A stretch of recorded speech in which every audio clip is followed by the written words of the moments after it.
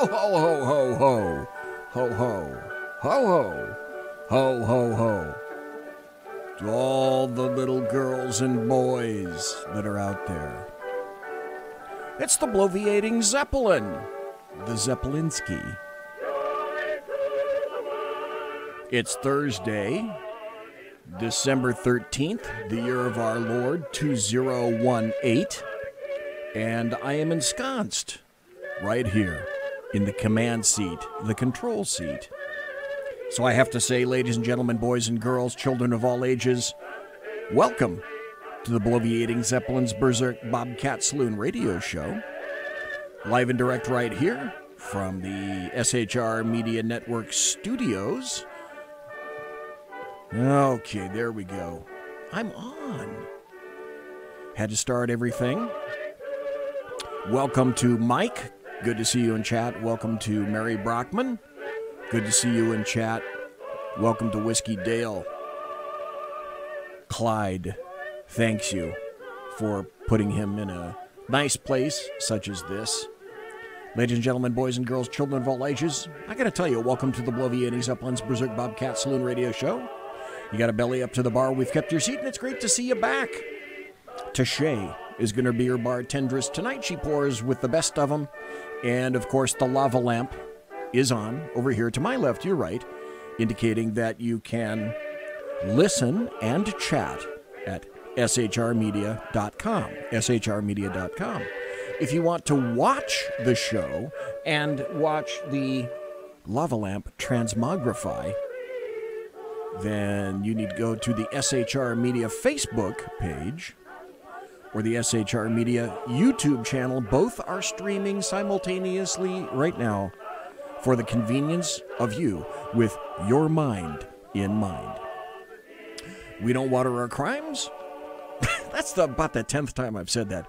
I don't water crimes. We don't water our drinks. What am I thinking when I say that? We don't water our drinks. Just like we don't water our conversation, politics, religion, crime, there it is, culture, economics, race, sex, science, law.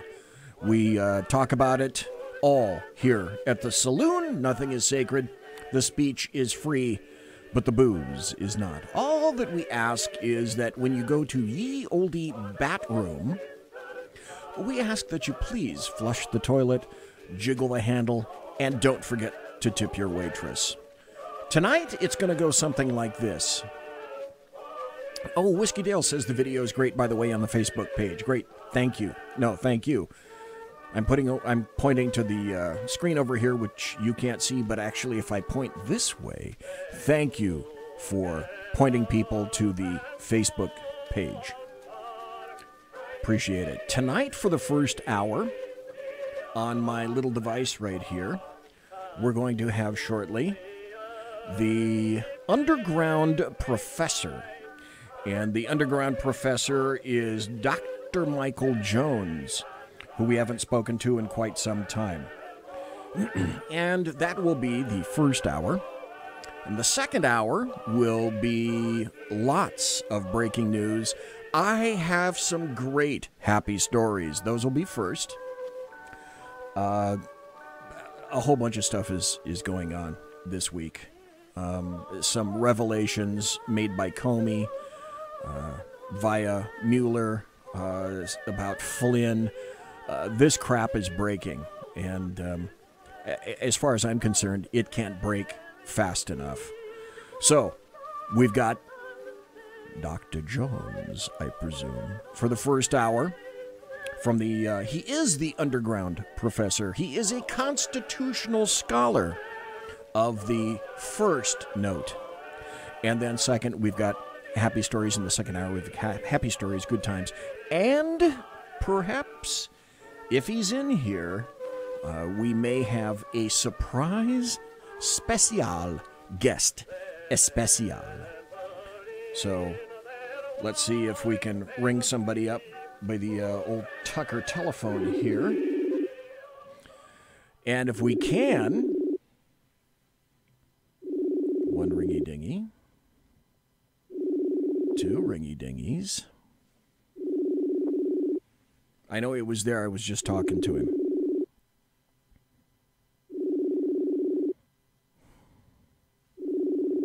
Dr. Jones. Okay, well, tell you what. We'll try it again. And folks, by the way, never think that let's try it again. Never think that I don't have material to cover for this.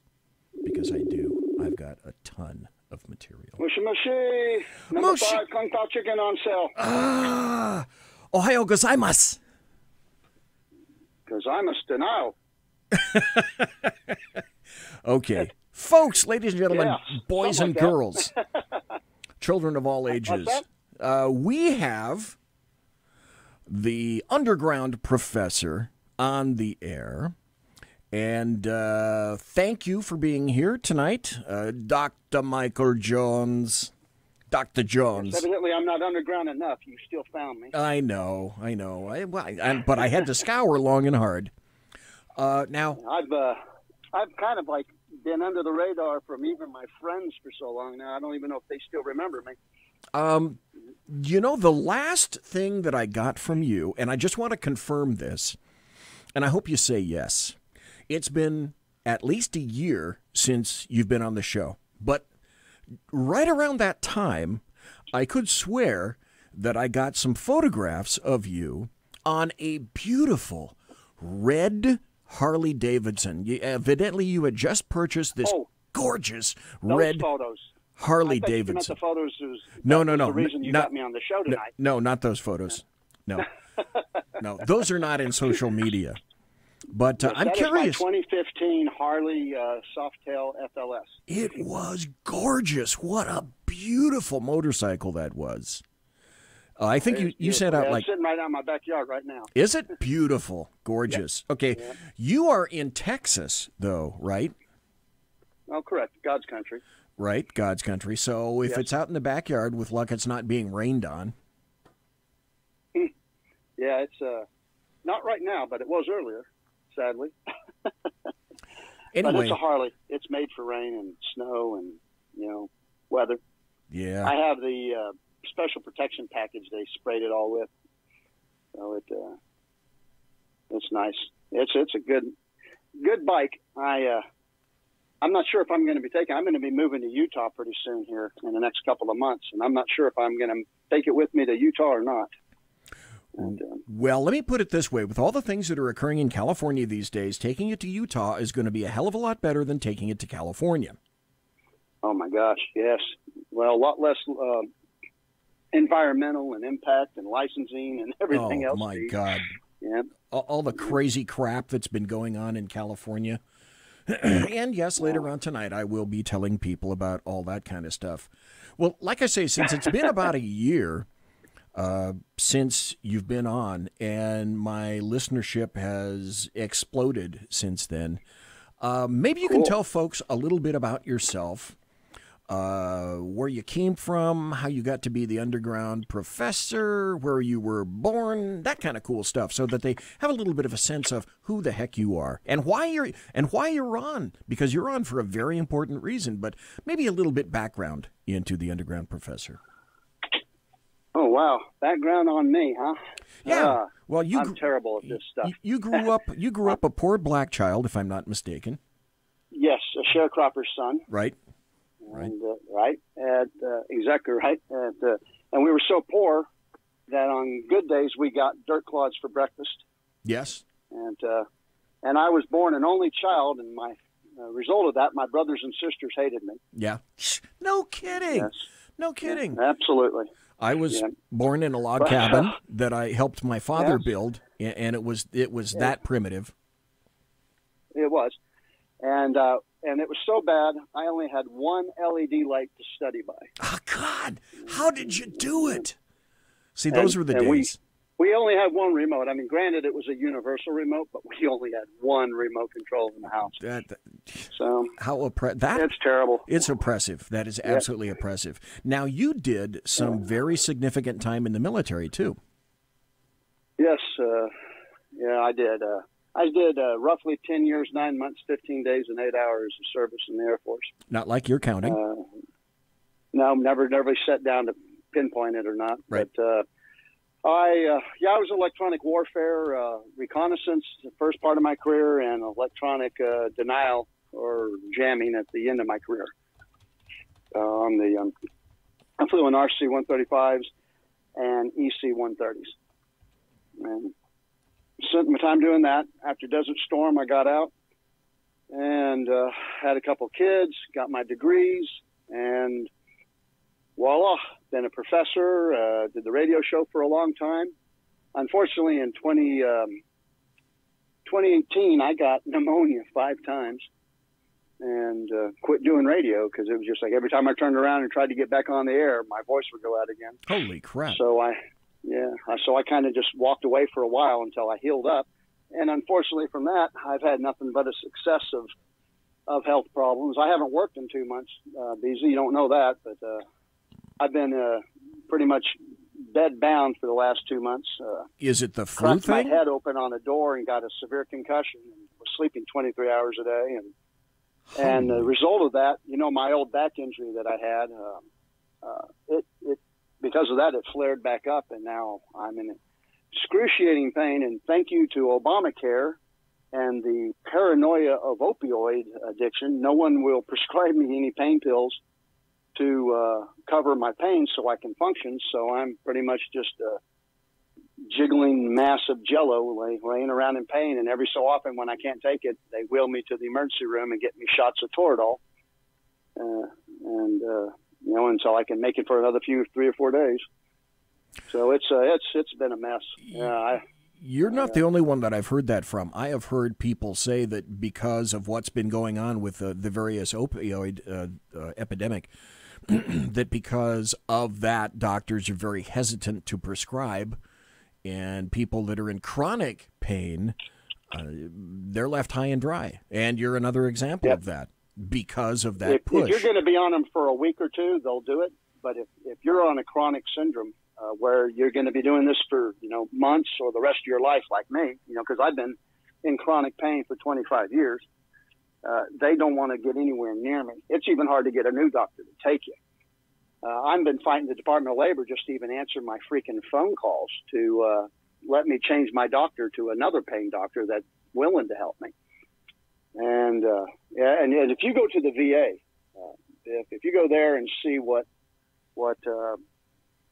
they have on posters everywhere, the Fort Worth VA, everywhere you turn around, there's some kind of poster warning you of opioid addiction, and they, quite frankly, scared to death to give you anything stronger than a 800 milligram ibuprofen, which is what they prescribed for me. And which probably won't touch it. Oh well, my body just laughs at those. I take them like popcorn, and I've also taken the Tramadol, or Ultram, depending on which brand they're giving me, and Probenecid, and I take gabapentin also, and none of that's doing me any good. And the funny thing is that they gave me some of those slow release 30 OP oxys. They're the brown pills. The OP means you can't like crush them up and shoot them, and like addicts do. Oh, okay. They're slow release. Yeah. If you crush them to do that, then there's like these gel caps inside them that release and destroy the medicine, and so there's just no way you can do it to get high. You actually would take these just for the control of pain, and they're slow release. So if once you get your pain under control, then you take these and you can keep them under control. And oddly enough, 2 of those a day, and I can be a human being again.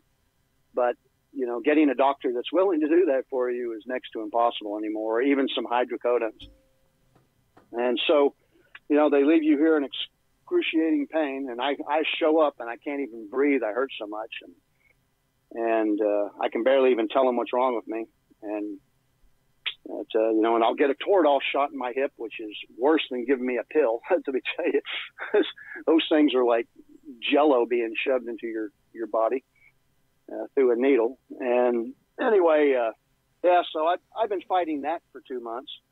And I've run out of sick time and vacation time, and now my last paycheck was $26. Lovely. And, yeah. Yeah, you should have seen the bank account, because I was expecting my normal paycheck. And instead of getting a couple grand net, I got $26, and the resulting almost $400 in bounce check fees for all the auto bill pay things that came out just destroyed what I had left in savings. So it's been a fun couple of weeks. Yeah, thank you, government, for coming in and helping me and being there for me. The law of unintended results is one of my favorite things I did is I taught my students was that almost anything that the government tries to do out of benevolence, all you have to do is find that tiny little flag in the back corner that says law of unintended results and go straight there, because that's where the calamity will occur, and it always occurs. And this is what's a result of, the war on drugs and the war on opioids and everything. It's when you're the government, the only tool you have in your toolbox for something like this is to fight the lowest common denominator. And so they hit the LCD, and the result is they sweep everybody else in with it. So they're targeting the narco addict and trying to save them from themselves, which is impossible. You can't save people from themselves, but they try to save them from themselves, and what they end up doing is punishing everybody else along the way. Imagine. And let them suffer. Yeah. Yeah. Imagine but this that. is off track. So, yeah. So but I've grown up all over the world as a military brat. I was in the military. I have, I'm ABD in PhDs for history, philosophy, and theology, and political science. And I've been a professor, an adjunct professor, hence the underground professor, the professor part of it.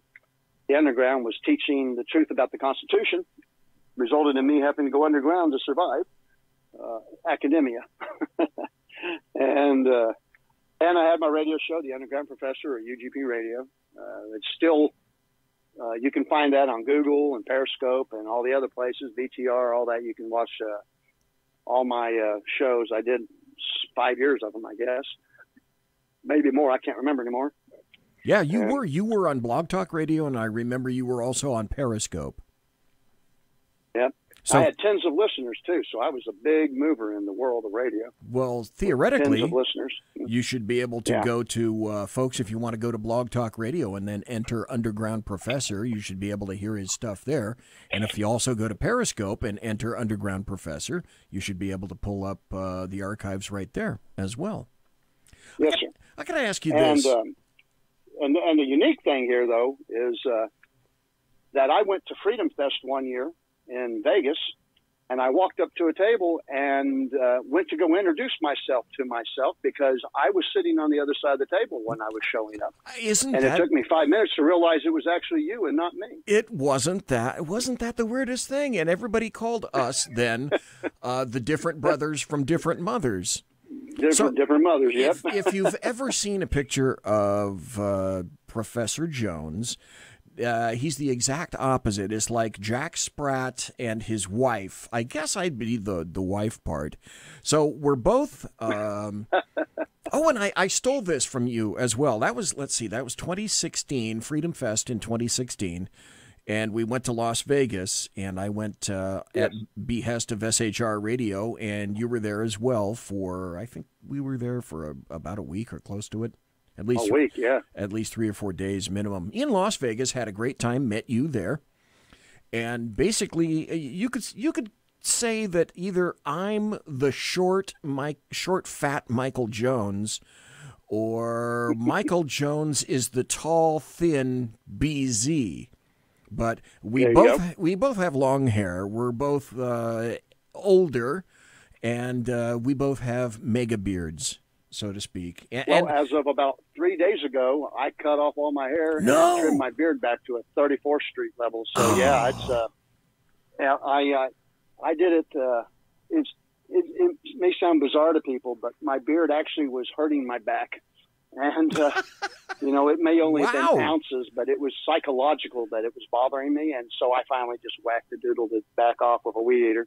Wow. And figured I'll regrow it. But that beard was like 5 years old. So, and it was way down to the middle of my chest. Well, starting to look like Gandalf. Mine is, let's see, 2 years old 2.25 years old, right around in there, because I retired in 2016. And it's gone a fair amount, I have to tell you this. Oh, Mary Brockman in chat says that your Czarina says hi to you. Yes, my Czarina. That's right. So yes, I miss her. She was the anchor of my show. If it wasn't for her, I wouldn't have had one. So not to be confused with my Sharona. No. And my Czarina. And here's something to make you laugh, BZ. Okay.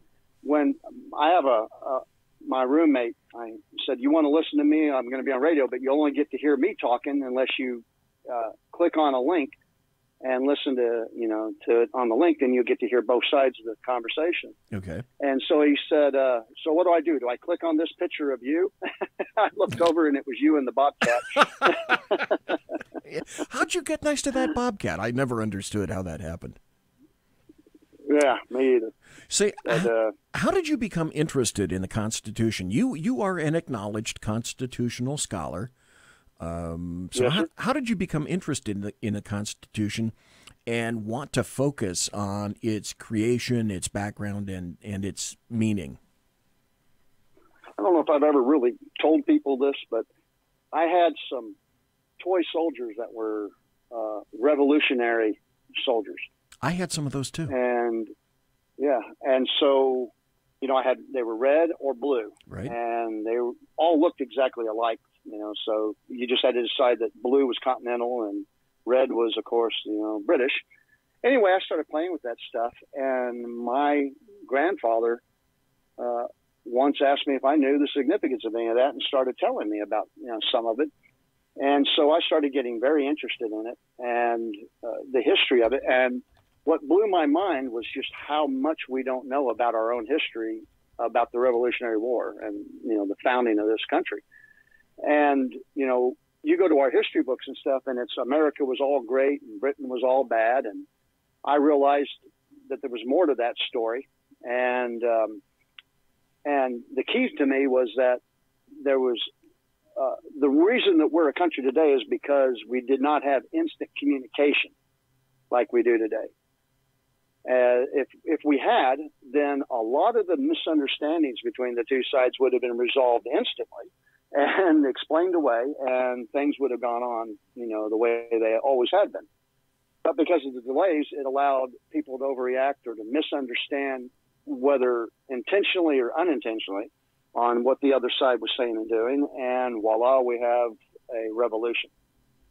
And I'll add this, that our founding fathers labeled the things Britain was doing to us as the intolerable acts, meaning they were intolerable, no way to tolerate what they were doing to us. Right. And if you go and look at what the intolerable acts were, you would beg our government to just stop there. Yeah, because what we have with representative government has far exceeded what the intolerable acts ever meant to do. And so anyway, I started studying, realizing that our history books were wrong. We were being taught wrong in school, and I wanted to know what the truth was. And in pursuit of that, I started gaining degrees and learning, and actually, and this may dumbfound some people, I actually sat down and read the Constitution and realized I didn't understand any of it. So I then went and found the debates on the Constitution. I said, well, what were these guys saying that were arguing the pros and cons of the Constitution? Well, first thing I did, of course, was I discovered the Federalist and then Anti-Federalist papers, and then I thought, that's not good enough. It's not what I want to know. And so then I found the debates on the Constitution, the notes on debates, Madison, Hamilton, all those guys, they're thinking.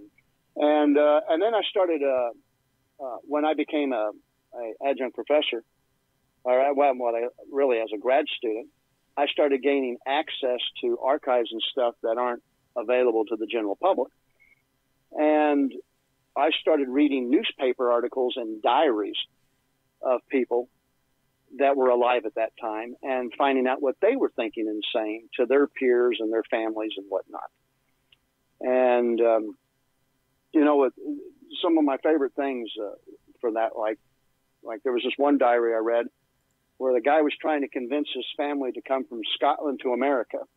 And he writes that he has more firewood and his home is warmer than King George's house is. Nice. Because those big, huge castles and all the, the lack of wood, lack of trees and everything, Great Britain had been denuded basically. And so, his house was warmer and had more firewood and it was, more comfy than King George. But then he goes on to write that he would take his boat and paddle out into the middle of the lake, whereupon the fish would begin to fight for the honor of jumping into his boat to be his dinner. And I'm thinking, wow, and what he simply meant by that, he wasn't lying. What he simply was saying to his family was, you drop a line, you're going to get a fish, you're going to be fed. It's that easy. And in, the old country, it wasn't that easy to eat. There was a lot of starvation and problems. And so that was the recruiting tools to get people to come to America. And then, of course, you move on to the actual conversations people were having about the debates. Well, for instance, the Second Amendment, Congress shall make no law, seems very plain and evident to us, and that a militia is required in order to have a free people. Well, today we have people who intentionally misread that, misinterpret it, and miseducate over those simple lines. But when you go and you read the debates on the Constitution or even the Federalist Papers, you'll see conversations of our politicians, I guess you wouldn't call them all politicians at the time, but the people who were elected to go and represent the colonies at these debates, they would say things like, there is no need to clarify this statement. No one in the future could be so stupid as to not understand what we mean here. And you see those kind of comments throughout the Constitution where we don't need to clarify this. People, come on. How stupid do you think people are going to be in the future? Right. Evidently, yes. Well, more stupid. You hear these stories that, the founders couldn't have foreseen automatic weapons or tanks or rocket launchers and stuff, and maybe they have an argument.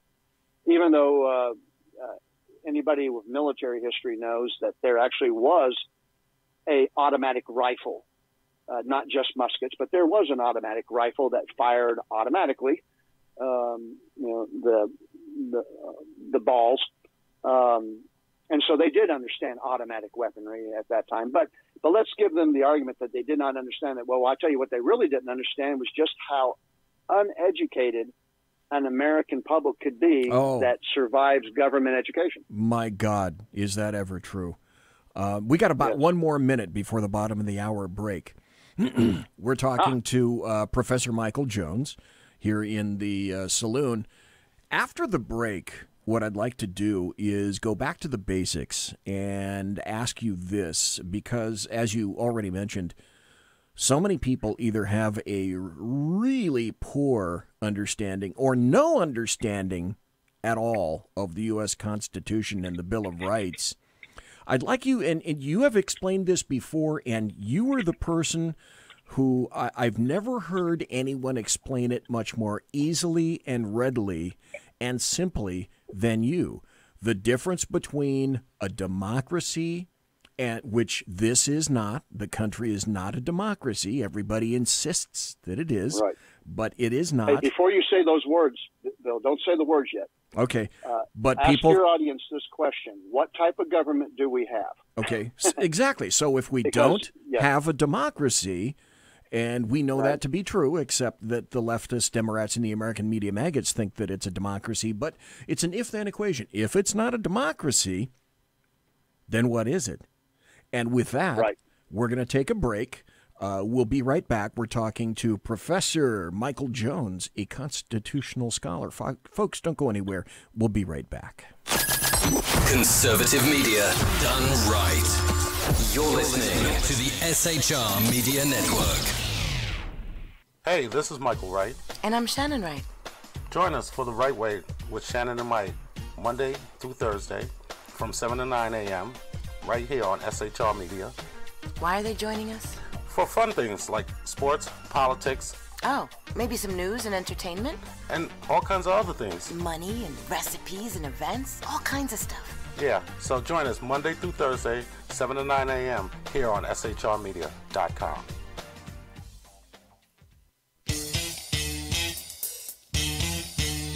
From a public locker inside a dilapidated Long Island rail station comes a show designed to piss off liberals using truth, facts, and ridicule. The Lid Radio Show, featuring the conservative voice from the People's Republic of New York, the Lid himself, Jeff Dunitz.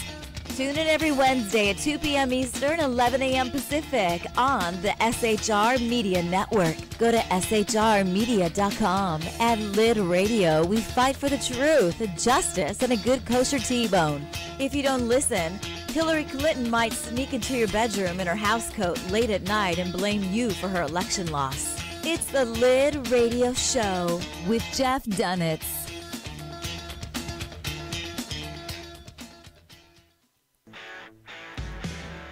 Hey girls, Carry Girl Gear is here. More and more women every day are concealed carrying, participating in competitive shooting, and getting firearms training. It's not a boys' club anymore, and we don't have to shop in their stores anymore either. Finally, a cool and unique clothing line just for women. Dope tees and hats for the patriotic concealed carry and 2A girl. So what are you waiting for? Go check out carrygirlgear.com today. It's your business diva here, Melanie Collette. I am inviting you to a front row seat as I discuss some of the most intriguing details of wealth and finance with today's movers and shakers in the world of business. Listen in and discover financial truths on a global, domestic, and household scale. Uncover topics that will impact your wallet today and in the future. Money Talk with Melanie airs Monday through Friday, 5 p.m. East, 2 p.m. West, right here on SHR Media and High Plains Pundit Talk Radio. You can't afford to miss it.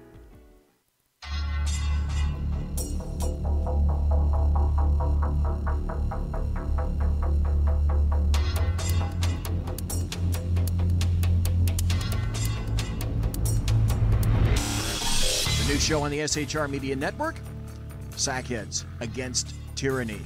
On shrmedia.com. Go there quick like a bunny, 11 p.m. Eastern, 8 p.m. Pacific every Wednesday. Live and direct on the SHR Media Network.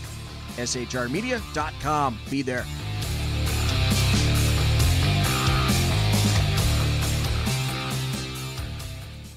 For 50 years, I've seen the American people blinded by corrupt politicians, a lapdog media, and deceptive Islam. The one thing the elites fear is one man with a cane. I'm Dave Milner.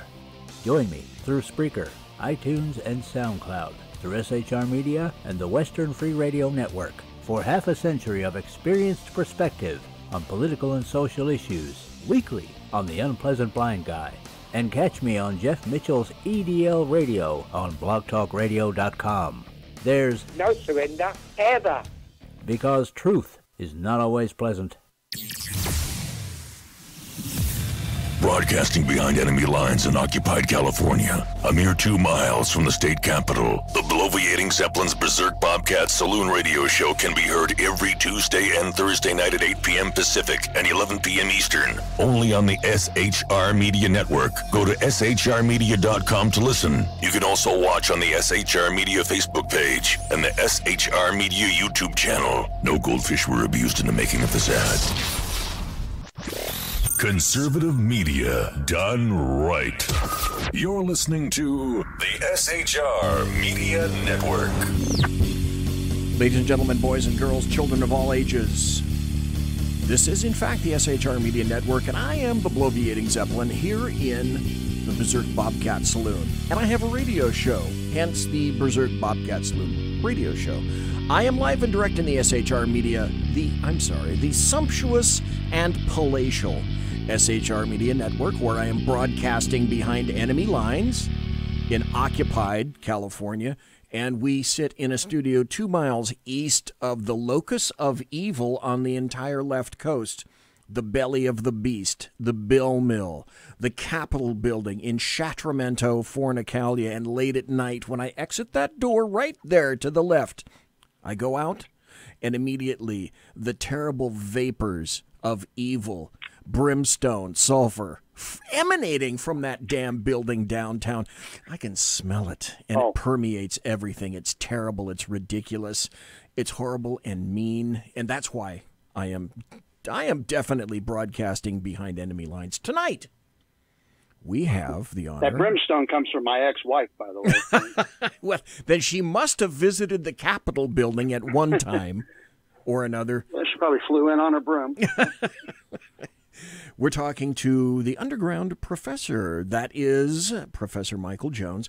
If you want to find him on Facebook, I've noticed that you go to Facebook or you go to your favorite search engine, put in Facebook, and then put UGP Radio. UGP Radio. That's for Underground Professor. And then also he has another, if you want to look at some or listen to some of his stuff, he has a website, Underground Professor, spell it all out, lowercase, undergroundprofessor.us. And he also has an account on Twitter. Would it shock you to believe that it's at underground prof, all spell it all out, underground prof, PROF, and that's where you can find him on Twitter. And so, and Periscope. Oh, and Periscope, right? Thank you. Same one, yeah. Before the break, we asked the question, or I asked Michael Jones. I said, "Hey, people think we're a democracy, but we really aren't. But a lot of leftists and the American media maggots and the Democrats seem to think that we are a democracy." And so while we were on the break, I said, "Hey, well, so what are we?" And a lot of people in chat wrote, Whiskey Dale wrote a representative republic. Mary Brockman wrote a constitutional republic. Whiskey Dale also said the Republic of Texas. So, hey, sure. Professor Jones, if we're not a democracy, then what are we? What is the United States? Yeah.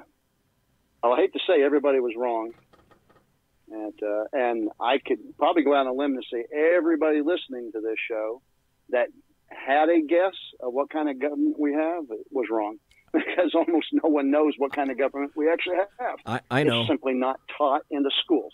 I know. It's not taught on the schools on purpose. What's that, sorry? I say, I know. It's 3 words, but yes. I'm not going to say I'm going to let you do that. Okay.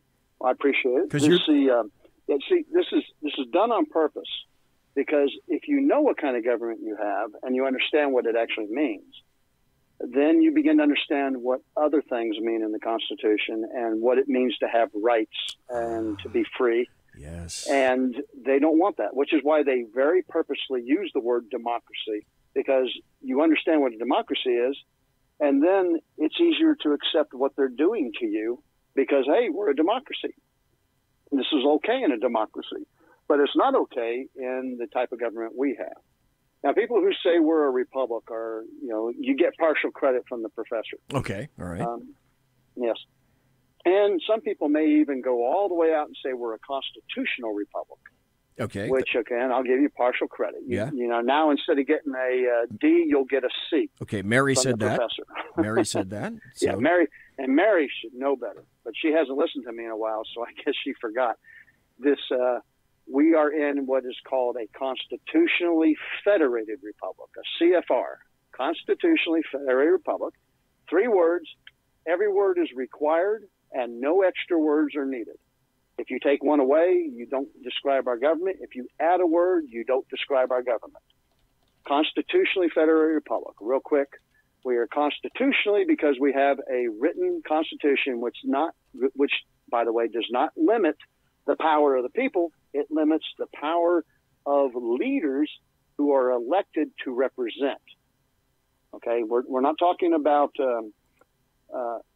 overlords or kings and stuff. We're talking about people that from our own ranks that we say, hey, Joe Bob, you go and represent us up there in Congress and make sure that government doesn't screw us over. That's their job, by the way. They don't seem to realize that about 15 minutes after arriving in D.C. But so constitutionally, right? We have a constitution that limits the powers of government and what they can do to us. Federated.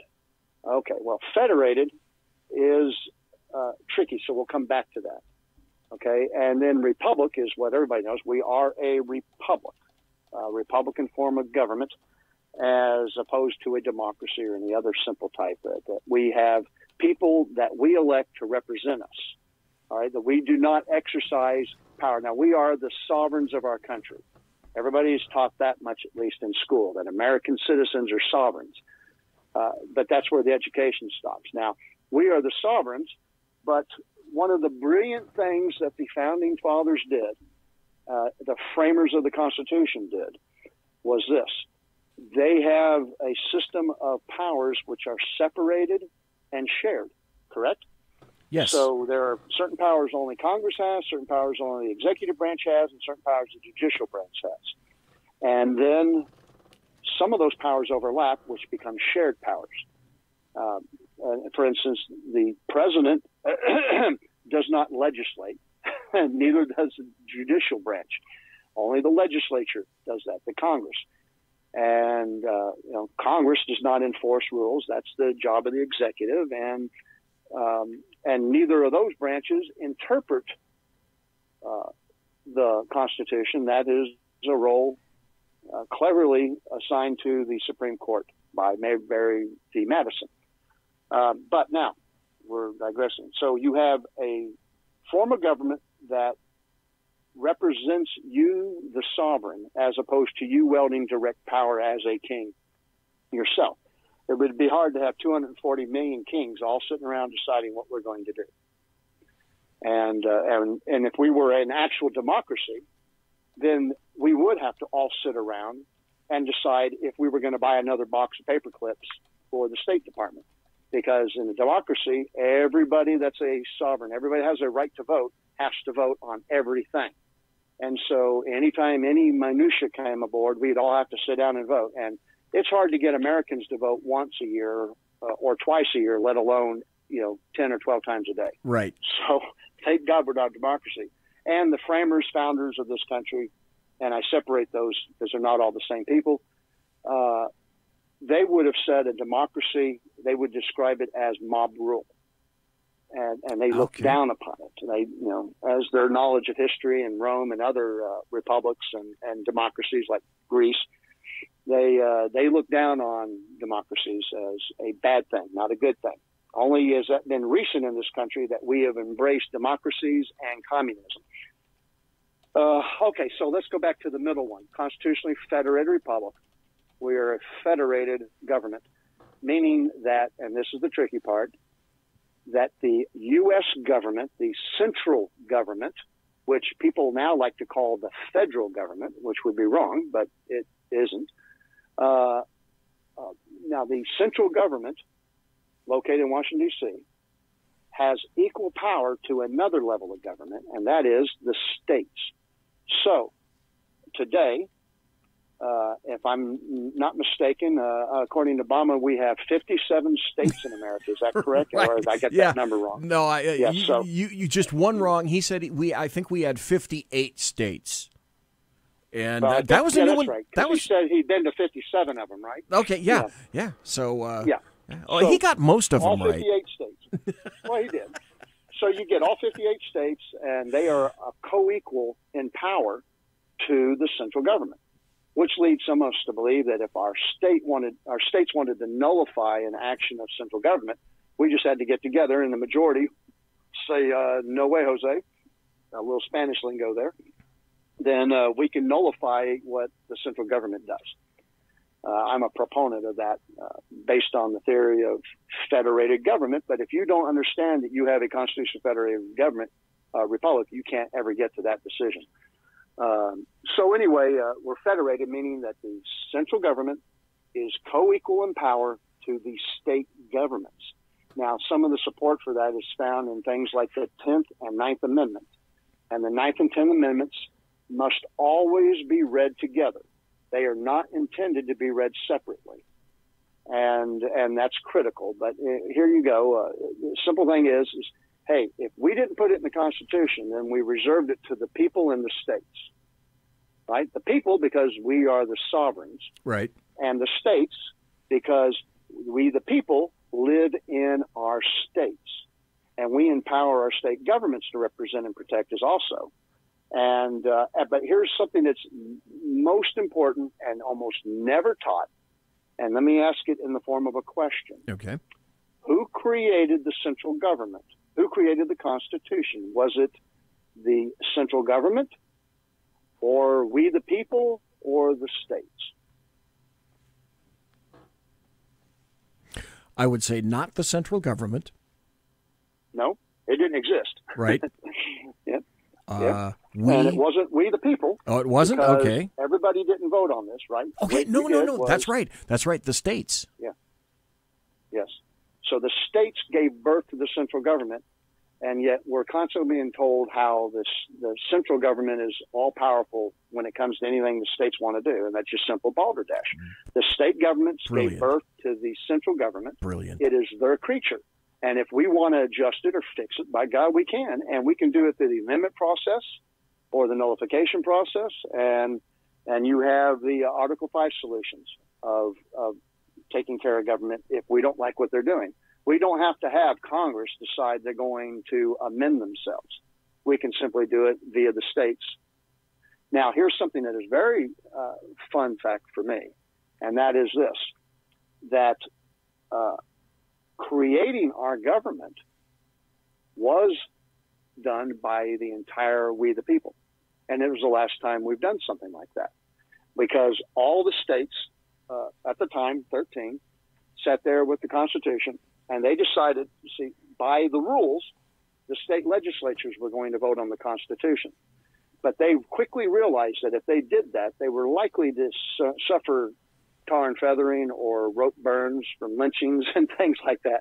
So they quickly got out of the way and orchestrated parties, to which they call factions, to promote or for or against the Constitution. And then we, the people, actually went and voted on establishing the Constitution. And so via the state, we the people did it. So it's a trick question asking you if it was we the people or the states that gave birth to the central government. It actually took both to do it. And that's the last time that we did something like that as a country, that everybody voted on something like that. But that's the brilliance of what you pointed out, essentially, that it was from the states, the unity of the states, that the federal government or the central government was born, and everybody thinks it's the other way around, that the government has priority over the states, when in fact, in terms of history, it was from the states that we acquired a central government. And it took 160 years for that to change. It wasn't until Abraham Lincoln, the favorite Republican of all, that they started unwinding all that stuff. And they did it with the altruistic reasons of punishing Democrats for treating black people like furniture, which was actually a word used on the floor of the Senate. That if, in fact, if under the 2/3, 3/5 clause, and you hear people say, well, if I'm black, I was only worth 3/5 to the, government. Well, no, that was balderdash. That was to protect them by limiting the power of the Democrats in the South by how many votes they could get via the slaves that weren't allowed to vote. And one of these Yankee senators came up with the idea that if blacks were property as slaves, well, then so was furniture. And therefore, Yankee senators and Yankee representatives could therefore count all their furniture and use that to help establish the level of representation in the Congress.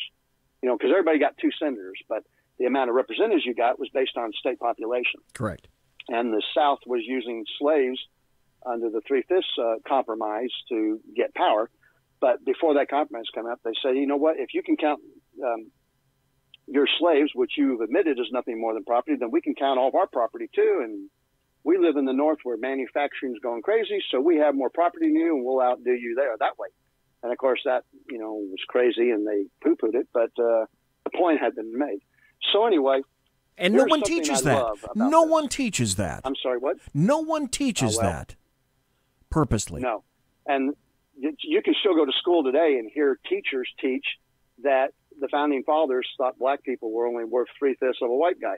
And I'm thinking how stupid you have to be not to know what the truth is, because it only takes about 10 minutes of reading to learn this. But it's what they were taught, and so they had no reason to challenge it, and so that's what they teach.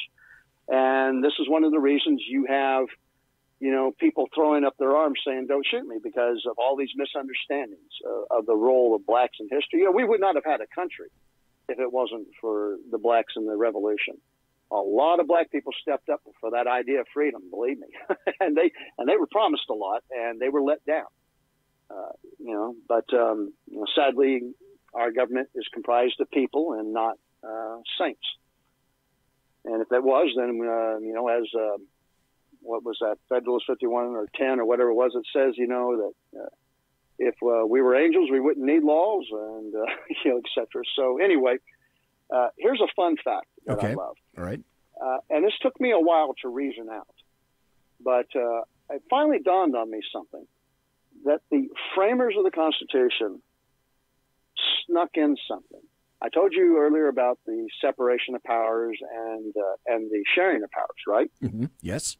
We all understand about separation of power, and we realize that this is very important because it diffuses power amongst government, and it's less likely to be abused. Now, very smart people in government have figured out how to do that anyway, but the idea was to spread it out and make it harder. Yes. Or at least we make them work for it. Well, this is something that took me a while to realize, and it's this, that the Constitution does the same thing to the sovereigns of this country that it does to the legislative, judicial, and executive branches. It diffuses power amongst we, the sovereigns. For instance, you're going to say, well, what in the world are you talking about, Mike? Here it is. Do we elect the president of the United States when we go vote for president? No. No. We have something called the Electoral College, correct? Yes. And so what you're doing is you're voting for a slate of electors in your state to go vote for the person that you, when you vote for Trump, then what you're really doing is voting for a slate of electors that have promised that if they get elected, that for the first round of balloting, they will go vote for Trump. And then the rest of it's up to their conscience after the first round. Most people don't even know that. And every state has a few little tweaks to that rule, so it's not, set in stone after that. But I think pretty much everybody's up for the first one, for the first round. But anyway, we don't vote for president. We vote for electors for an electoral college. And that's based on the number of representatives and senators each state has. So then we vote directly for our representative of our state. That's going to be sent to the central government in Washington. And then we have the judiciary branch, which we don't elect at all. In fact, for the Supreme Court and others, the people that we get elected as president by the Electoral College then go on to nominate people to sit on the Supreme Court. And with the advice and consent of the Senate, you see how they're spreading all this power all over the place? Mm-hmm. We, the people, the sovereigns of this country, have nothing to do with that. Past our saying, hey, we want Trump as president. Then we're done. We are out of that picture for picking judges. So the entire branch of the government, we have no direct input or say at all. We have an indirect by simply because of one other section of government, 1/3 of the government, we elect indirectly through the Electoral College. And those are the people, that's the person who then goes and fills seats on the judicial branch. So the only branch of government is the legislative branch. That's the only one that we have at the central government where we, the sovereigns of this country, have a direct vote for. Everything else is diffused. And that is a separation of powers of we, the people, the sovereigns.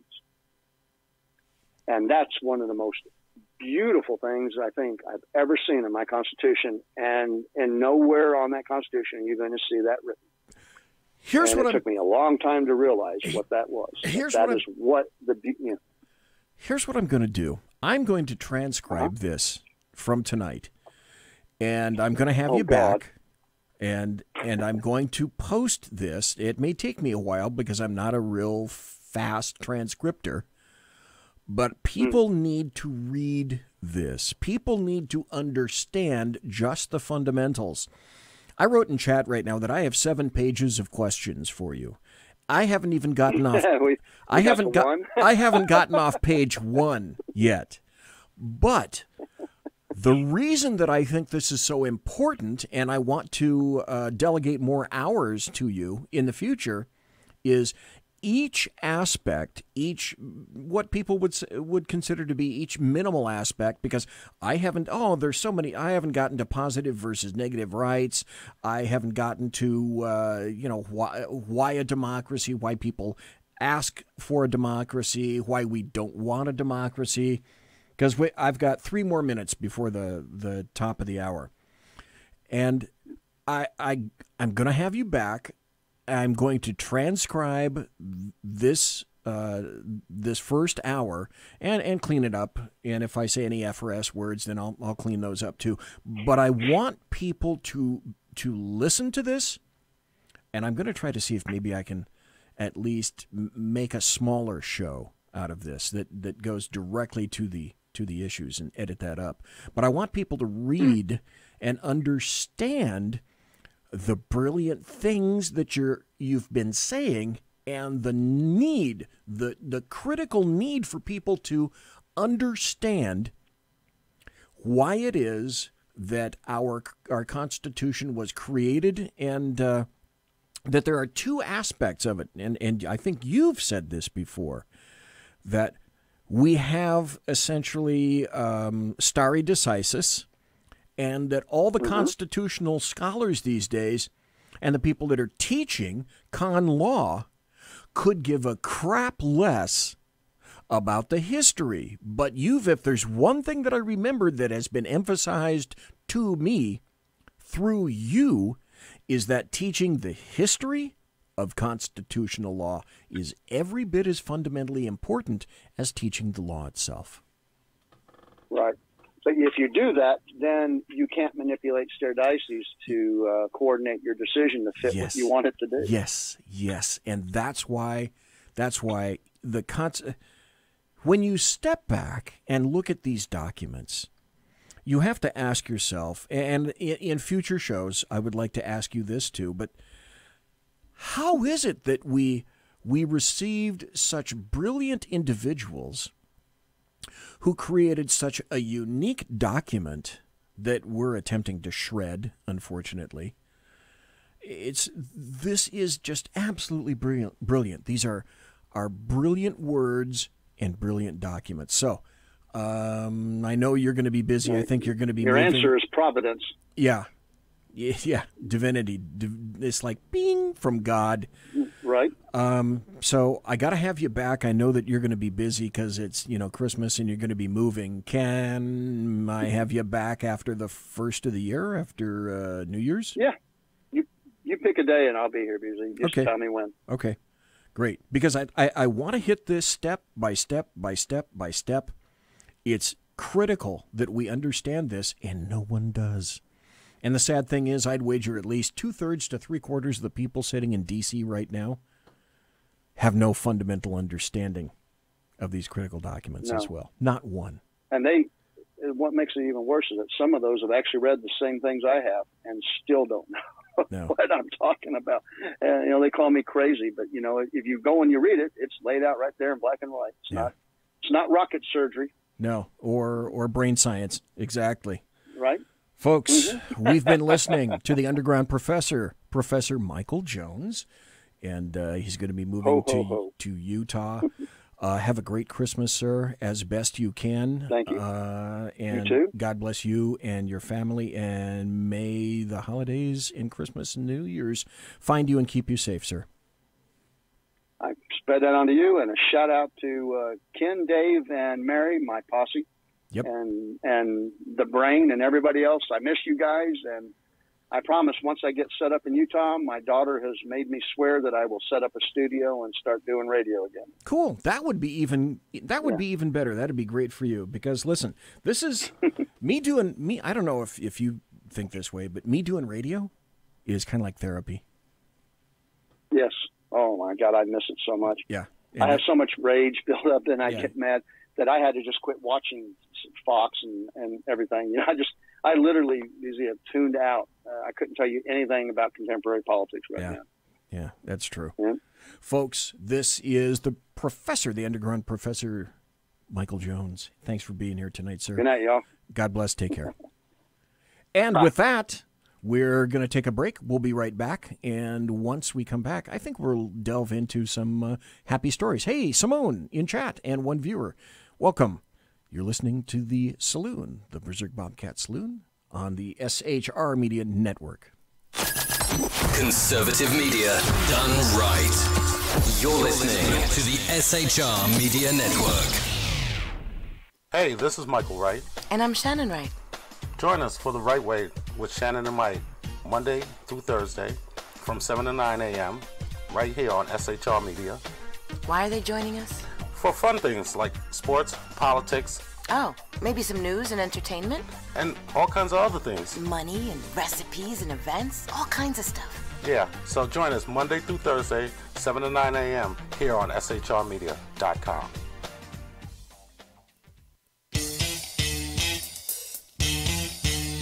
From a public locker inside a dilapidated Long Island rail station comes a show designed to piss off liberals using truth, facts, and ridicule.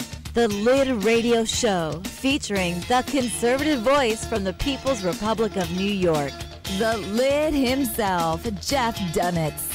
Tune in every Wednesday at 2 p.m. Eastern, 11 a.m. Pacific on the SHR Media Network. Go to shrmedia.com. At Lid Radio, we fight for the truth, justice, and a good kosher T-bone. If you don't listen, Hillary Clinton might sneak into your bedroom in her housecoat late at night and blame you for her election loss. It's the Lid Radio Show with Jeff Dunitz.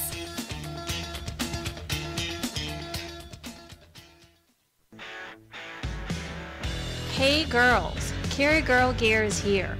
More and more women every day are concealed carrying, participating in competitive shooting, and getting firearms training. It's not a boys club anymore, and we don't have to shop in their stores anymore either. Finally, a cool and unique clothing line just for women. Dope tees and hats for the patriotic concealed carry and 2A girl. So what are you waiting for? Go check out carrygirlgear.com today. It's your business diva here, Melanie Collette. I am inviting you to a front row seat as I discuss some of the most intriguing details of wealth and finance with today's movers and shakers in the world of business. Listen in and discover financial truths on a global, domestic, and household scale. Uncover topics that will impact your wallet today and in the future. Money Talk with Melanie airs Monday through Friday, 5 p.m. East, 2 p.m. West, right here on SHR Media and High Plains Pundit Talk Radio. You can't afford to miss it.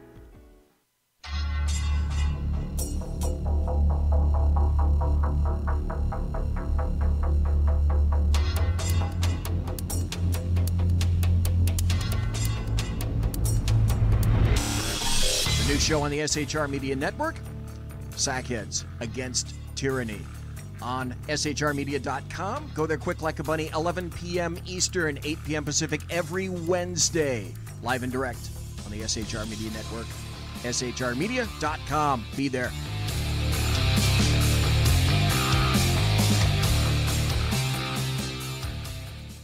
For 50 years, I've seen the American people blinded by corrupt politicians, a lapdog media, and deceptive Islam. The one thing the elites fear is one man with a cane. I'm Dave Milner. Join me through Spreaker, iTunes, and SoundCloud, through SHR Media and the Western Free Radio Network, for half a century of experienced perspective on political and social issues, weekly on The Unpleasant Blind Guy. And catch me on Jeff Mitchell's EDL Radio on blogtalkradio.com. There's no surrender, ever. Because truth is not always pleasant.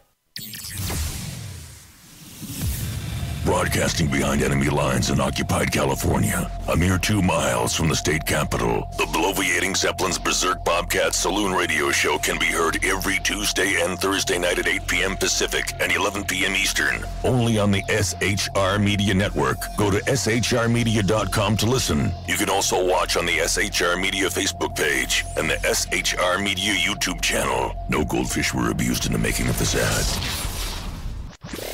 Conservative media done right. You're listening to The SHR Media Network. It's hour 2. Right here in the saloon. I am the bloviating Zeppelin. People wonder, hey BZ, because that's who I am, BZ.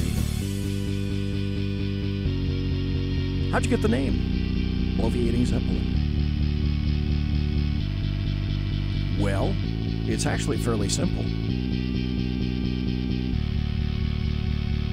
You may or may not believe me, but Hugh Hewitt, of all people, gave me that appellation. A long time ago, I used to be a Hugh Hewitt fan, and in chat, I would go to the Hugh Hewitt chat room, and I'd type. This was back when Hugh Hewitt actually would monitor his chat room instead of monitoring Twitter. He only monitors Twitter now when he's on his show. And again, this was back when his show was in Southern California and not back on the East Coast, so it's on at 3 a.m., and BZ is not getting his butt up at 3 a.m. to go listen to a radio show from the East Coast, because that's when BZ pretty much kind of goes to bed, is 3 a.m. I'm a night owl, if you haven't guessed that. And bloviating, because I had a blog, and I'd write a blog, and I'd make a lot of references to him on it, so the bloviating, of course, that's what I do. And Zeppelin, because of the avoirdupois that you see carried before you if you happen to be watching on the SHR Media Facebook page or the SHR Media YouTube channel. Hence, the bloviating Zeppelin. And Whiskey Dale says, I remember when BZ was in the Hugh Hewitt chat room, and WD, I don't know if you're still there. When he left Southern California and went back east, it became impractical for me to listen to him. And then Dwayne Patterson, who is his producer, has an after show at 5 p.m. But then the problem with that is that at 5 p.m., BZ is finishing up his show prep for his show on Tuesday, the Shat Show on Wednesday, and then the BZ show again on Thursday, and show prep is everything. And I'm not getting up at 3 a.m. to listen to Hugh Hewitt. It's inconvenient because I'm doing my own stuff at 5 p.m., and this is probably way too inside baseball. But in any event, that's kind of how I got the name Bloviating Zeppelin. And then I was lucky enough to find all these dudes over here, the SHR Media Network. Like I say, you may or may not believe me, but this is an actual studio. I'm not sitting in, like naked from the waist down. I'm sorry for that brainworm, folks. I really appreciate. I'm sorry for that. I apologize. But if you're watching, just don't look below the desk, okay? Oh, Whiskey Dale says, I haven't listened to Hugh Hewitt since he moved to the East Coast. Okay, well, I guess apparently I'm not the other one. I don't know if he's picked up a lot more people, listeners, whether he still has an active chat room. Hugh Hewitt used to have one of the most active chat rooms I had ever seen for an AM radio guest. However, if I happen to be out and about, what replaced Hugh Hewitt, at least in California, was Larry Elder. And I've met Larry Elder twice now after having gone to Freedom Fest in 2015 and 2016, twice, and I met him there both times. Great guy. He's a libertarian. He broadcasts out of Southern California. And at least in California, he broadcasts live where Hugh Hewitt used to be. Now Hugh Hewitt is on at 6 a.m. East Coast, which is whoopsie-doo. That's great for them, but it doesn't do crap for me. And like I say, I'm not getting up at 3 a.m. to listen to Hugh Hewitt. He's a great guy, but I'm not quite that dedicated, so to speak. Hey, there was Dan Butcher in chat very briefly. Welcome to Dan. Good to see you here. For the second hour, I was going to do something else. I'm going to do what I told you I'm going to do first. Okay. It's time for happy stories and good times. I promised it first. I've got a couple of other articles, but I'll do this first. The first article is a great happy story. This is a wonderful happy story. Last week I told you a story about Kid Rock went into a Walmart store and paid off basically all the rain checks for the people that wanted to buy gifts, but they couldn't quite buy gifts. They had to pay payments for them, and he bought them all. I don't know if you guys ever heard, but that ended up being over $250,000 that Kid Rock spent for that. This is from the the American Military News. And this guy is such a cool dude anyway, but doing it at this time of year, even better. The article goes like this, from the various branches. Gary Sinise. Aha! Now you know where it's going already. Gary Sinise sends, I hope you're sitting down for this, sends 2,000 kids who lost parents in combat to Disney. 2,000 kids. Since 2001, 2 million American children have had at least one of their parents deployed while serving in the military. No one cares about those kids. No one cares about them at all. We're supposed to care about illegal aliens, which I couldn't care one less crap about. We still have our American veterans and our homeless to take care of. 2 million American children have had at least one of their parents deployed while serving in the military. Many of those parents lose their lives in combat and they never return. And this is where the Forrest Gump star, Gary Sinise, comes in with his Snowball Express program, USA Today said. And this is from USA Today Travel. As part of the Gary Sinise Foundation, Snowball Express was created for Gold Star families to feel remembered and for them to see that they're not alone, according to the website. Sinise said, "It's something I feel is incredibly important for our nation, letting the children know we don't forget their sacrifices and that we honor them. And it's a great feeling to see them healing and smiling and having fun all together." In December, the Snowball Express flies more than 1,000 Gold Star children from around the country to Disney World on American Airlines flights. This year's trip, with more than 100 children who lost a parent in combat, departed on Monday from the Nashville International Airport, and the scene was pretty much kind of a tearjerker. There was a person named Jen Tringali was at the airport and said at the moment, when they announced these people over the loudspeaker and they lined up to board the plane, the whole airport literally stopped.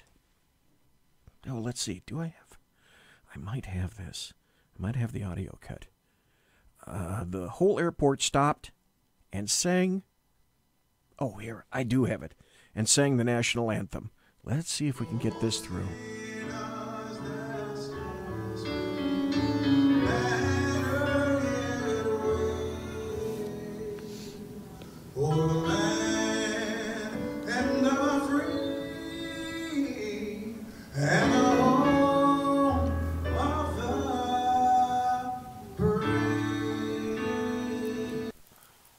God bless Gary Sinise for that. That's great. Here's another happy story.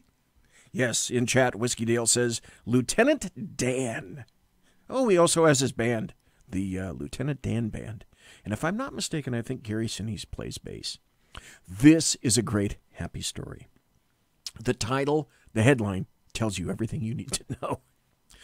But it's funny how they've turned the story around, which is why it's a happy story.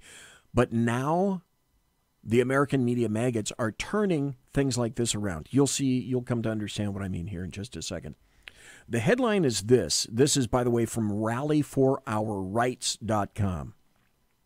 The headline on this story is 60-year-old man killed in self-defense by 23-year-old woman is memorialized as a gun violence victim. Okay, there's more to the story. Let's get into it. On February 8th, 2018, a young woman shot and killed her attacker during a public road rage incident. 23-year-old Aubrey Bolin was riding her motorcycle along I-5 in Milton, Washington, when an irate driver began to act recklessly. According to witnesses, 60-year-old Bruce Jones was distraught by the way Bolin was driving her motorcycle. He boxed her into a location she could not drive away from.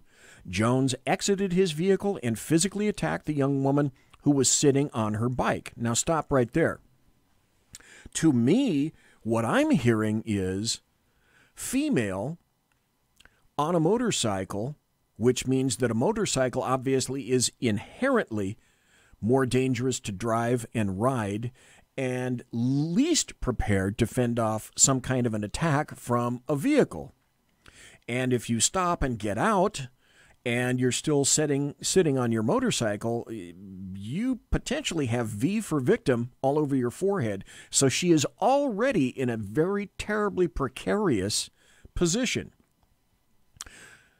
He boxed her into a location she could not drive away from. That's another critical point. So you see how this is kind of building up. And I'm building this up for a reason. Female on a motorcycle, boxed in by someone in a much larger vehicle and sitting on her bike. A fight followed, initiated by the much larger man. That's a fifth point that goes to her that I can make an argument for. At one point, Bolin headbutted Jones, who then drove Bolin's head into the Jersey barrier before taking her to the ground. He hit her and shook her, she described, like a dog shaking a toy in its mouth. He violently tried to rip her helmet off and was choking her with the neck strap. She believed he was going to choke her to death. Bolin shot Jones once in the chest when he attempted to climb on top of her. Jones died at the scene. If I had a sound effect for applause, I keep telling myself to get that, but I don't have it, and I don't have a producer anyway. I would be playing the applause right now. She has every reason to have done what she did. Now, the good point is, no charges were filed and Bolin was exonerated by the Pierce County Sheriff's Department, as this was a clear case of self-defense. As far as I'm concerned, hell yes. Any thinking, rational human being knows that exactly. No DA would, well, okay. Let me back that car wash up. No commonsensical district attorney would file charges on that. It was a clear case of self-defense. She also, this is very important, she was a permitted concealed pistol carrier, so she's following through with the law. She called 911 after ending the attack with her fatal shot and waited there at the scene. She did everything right. She did everything she was supposed to do. Although, according to her, she still suffers from PTSD, which I understand, because people who are not involved in that kind of a thing, they're not exactly sure what they're getting themselves into. But it's not like she went out that day and said, I know, I'll see if I can get myself into a terrible situation so that I can use my concealed carry weapon. That's not how this works. So it seems like a real open and shut case. Two people with common sense, right? It's been discovered, though, that there's a website called gunmemorial.org. And that puts up photos of people whose lives have been lost to gun violence. And so that site, gunmemorial.org, is memorializing her 60-year-old perpetrator, the suspect, as a gun violence victim. Poor Bruce Jones, age 60. In fact, 90 virtual candles have been lit for him at the time of this writing. And this is a guy who basically, this is what he did. He pummeled the crap out of a 23-year-old woman to death. He nearly pummeled her to death on the side of an interstate for the public to see on a highway. And so he's been being held up as a victim by the anti-gun community. And there's a little thing here. It says Bruce Jones, age 60, fatally shot on February 8th, 2018 in Milton, Washington. 90 candles have been lit for Bruce. Light a candle for Bruce.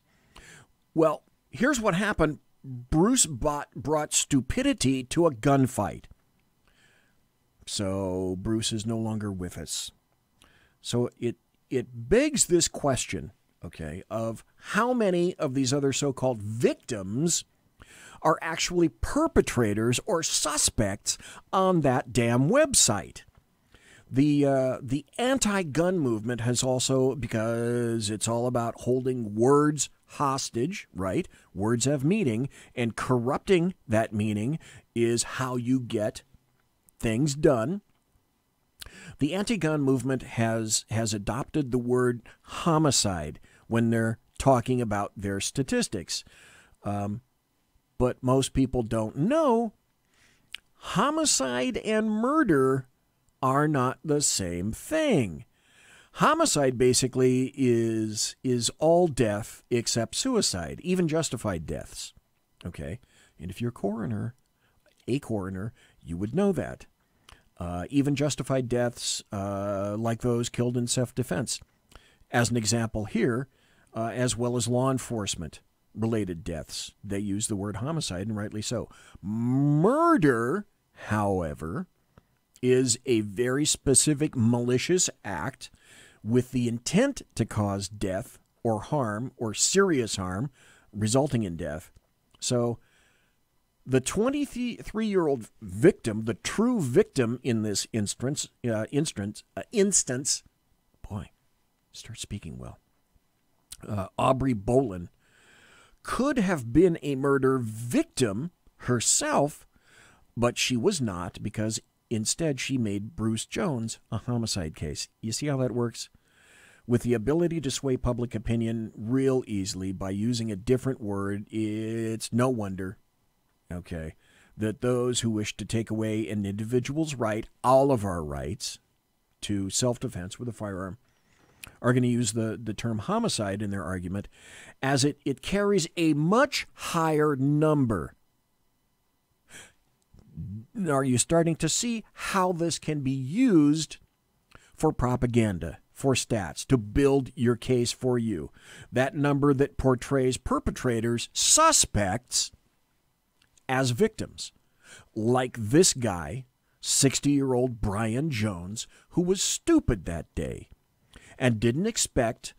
He thought that he was going to have a perfect victim on his hands, and he was upset and angry, and he'd be able to vent his spleen at this person, not realizing that there are a number of factors that essentially allowed her to use deadly force legally in that situation. And I enumerated all of those factors. So it doesn't take a hell of a lot of digging into that Gun Memorial website to find out that their connection to the Gun Violence Archive, the website that's behind that widely spread number of 307 mass shootings in 2018, which is a story that's easily debunked on the internet after you do some research. By the way, the real story, if you use the proper statistics instead of 307 mass shootings in 2018, the real number is 6, by the way, not 307. So the Gun Violence Archive, which is the foundational website from this, also I want to point out to you, makes it a habit of holding up violent criminals in this situation, this is just one situation, as victims by using that term homicide, okay? I have kind of a curious question for these folks. Why is it that the same people who say that they support women's rights want to take away a woman's right to self-defense, to her own defense, with a firearm? Why is that? I think you have a pretty good idea why that is and what that might be about. Here's another happy story. Do I have enough time for this? Let's see, I got 5 more minutes. Yeah, I got time enough for this.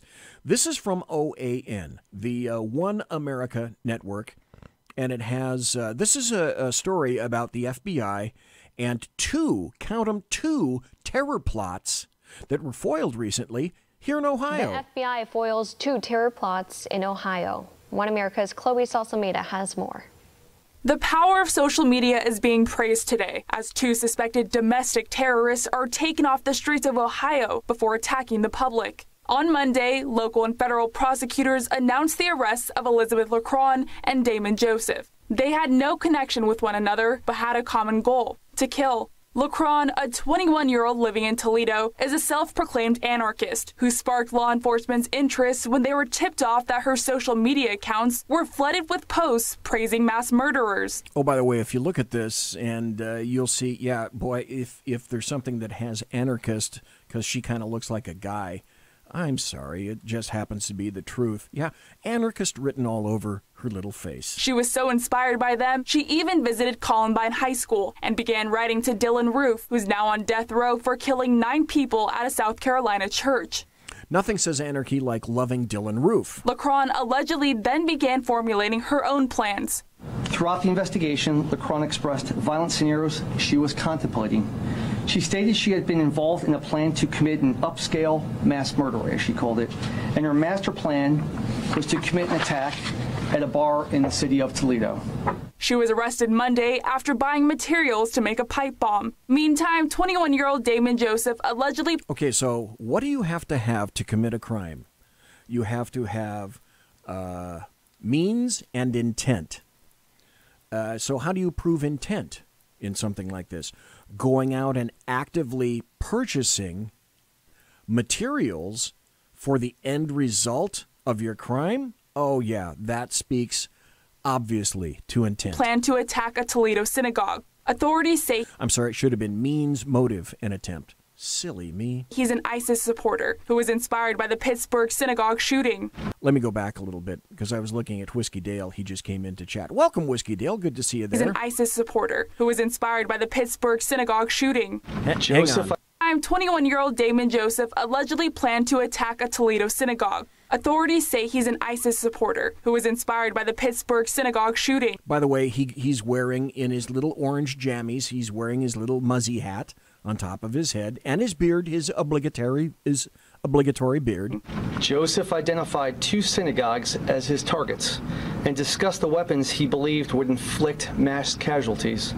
Joseph stated he wanted to kill a rabbi and expressed a desire to begin the attack in the sanctuary. And Joseph stated he was not going in with a martyrdom mindset, but rather a killing mindset. Joseph was arrested Friday after he bought 2 automatic rifles. Because, hey, why would he want to be a martyr? Hey, that's a stupid thing from Islam in the Middle East. I just want to kill people. From undercover agents. With both he and LaCron now in custody, prosecutors are praising authorities for their quick responses to get both off the streets before they could terrorize their communities. We are blessed with liberty in this country, and that liberty extends to protect free speech, including speech that almost every American would find vile and reprehensible. But when those words turn into action, when they involve plans to harm someone or someplace, law enforcement will be there to arrest them and to prosecute them. We do not have to, and we will not wait for someone to shoot up innocent worshipers at a synagogue or to detonate a bomb. Thank you. Chloe Salsameda, One America News. Want to see more videos like this? Nope, I don't. I'm done with you. Anyway, that's a happy story. Do I have another one? Beef, can I get another happy story in before the bottom of the hour break? This also has an audio cut on it, and it's about Daryl Issa.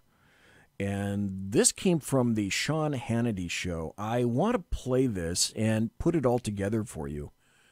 So, no, I'm going to go on a break here, and I might have my guest come back in to the studio because we're going to talk about Daryl Issa, the chat that he had on the Hannity show, and how he's attempting to put the big picture all together in terms of the Russia link to that terrible dossier. And everybody's, only Trump is guilty of this nebulous crime called collusion, except that apparently Daryl Issa is saying that Hillary Clinton is guilty of collusion. Can that be? No. Conservative media done right. You're listening to the SHR Media Network. Hey, this is Michael Wright. And I'm Shannon Wright. Join us for The Right Way with Shannon and Mike, Monday through Thursday from 7 to 9 a.m. right here on SHR Media. Why are they joining us?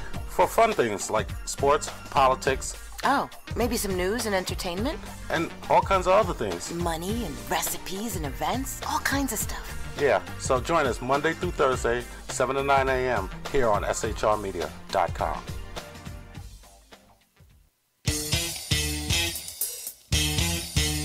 From a public locker inside a dilapidated Long Island rail station comes a show designed to piss off liberals using truth, facts, and ridicule. The Lid Radio Show, featuring the conservative voice from the People's Republic of New York, the Lid himself, Jeff Dunitz. Tune in every Wednesday at 2 p.m. Eastern, 11 a.m. Pacific on the SHR Media Network. Go to shrmedia.com. At Lid Radio, we fight for the truth, justice, and a good kosher T-bone. If you don't listen, Hillary Clinton might sneak into your bedroom in her housecoat late at night and blame you for her election loss. It's the Lid Radio Show with Jeff Dunitz.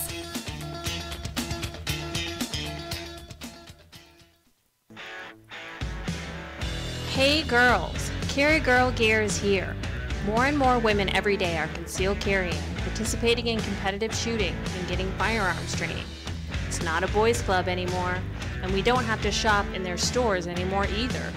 Finally, a cool and unique clothing line just for women. Dope tees and hats for the patriotic concealed carry and 2A girl. So what are you waiting for? Go check out carrygirlgear.com today. It's your business diva here, Melanie Collette. I am inviting you to a front row seat as I discuss some of the most intriguing details of wealth and finance with today's movers and shakers in the world of business. Listen in and discover financial truths on a global, domestic, and household scale. Uncover topics that will impact your wallet today and in the future. Money Talk with Melanie airs Monday through Friday, 5 p.m. East, 2 p.m. West, right here on SHR Media and High Plains Pundit Talk Radio. You can't afford to miss it.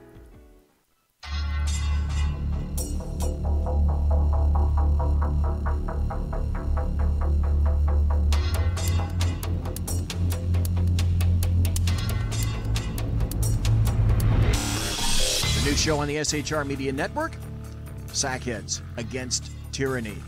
On shrmedia.com. Go there quick like a bunny, 11 p.m. Eastern, 8 p.m. Pacific, every Wednesday. Live and direct on the SHR Media Network. shrmedia.com. Be there.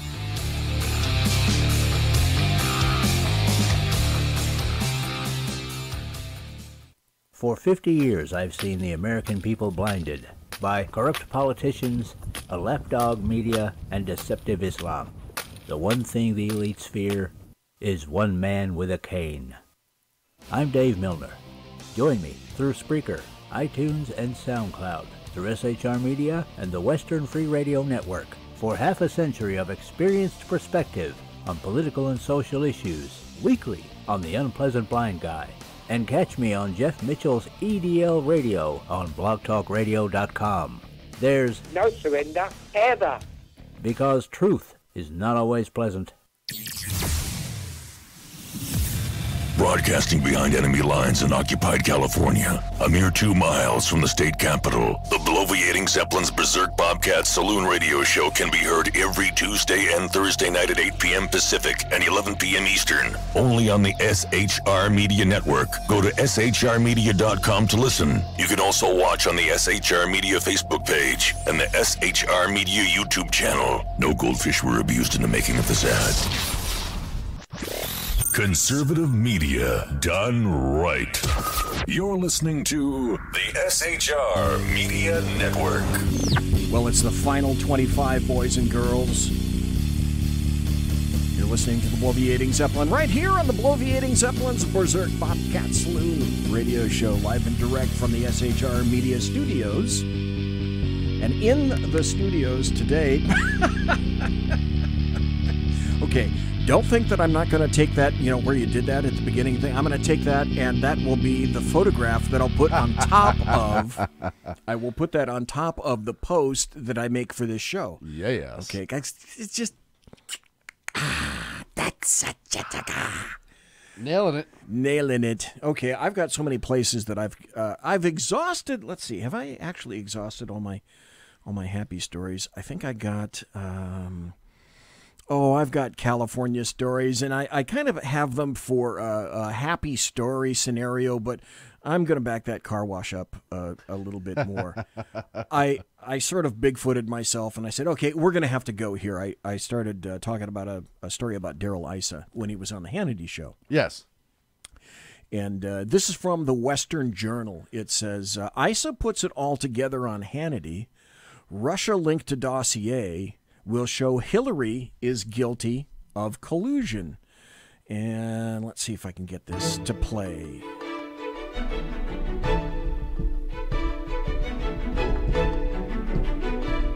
No, that's the wrong one. I don't want that to play. I want the actual cut itself. Okay, let me go find the cut. Here it is. All right, this is the cut. Darrell Issa happens to be on Hannity. All right, thanks for taking us inside. Catherine Herridge in Washington tonight. Thank you. Joining us now with reaction, former Clinton pollster advisor Mark Penn, California Congressman Darrell Issa, Fox News contributor Tammy Bruce. Good to see you all. Congressman Issa, you were in there. Hopefully we'll get the transcript tomorrow. I just went over the problems with these FISA applications. Is it true the bulk of information came from the dossier that Christopher Steele doesn't even stand by? That's exactly right, that it not only came from the dossier, but as you know, Christopher Steele hasn't been in Russia in 20 years. So even the people, the unknown people responsible for it, could easily have, in fact, been agents of the Russian government, which would mean that Hillary Clinton is the one guilty of the so-called collusion. Well, that's a great irony there. You have been very critical, Mark Penn, of this process from the get-go here. Okay, there's 47 more minutes of this, but I have some other stories that I'd much rather get to. Understood.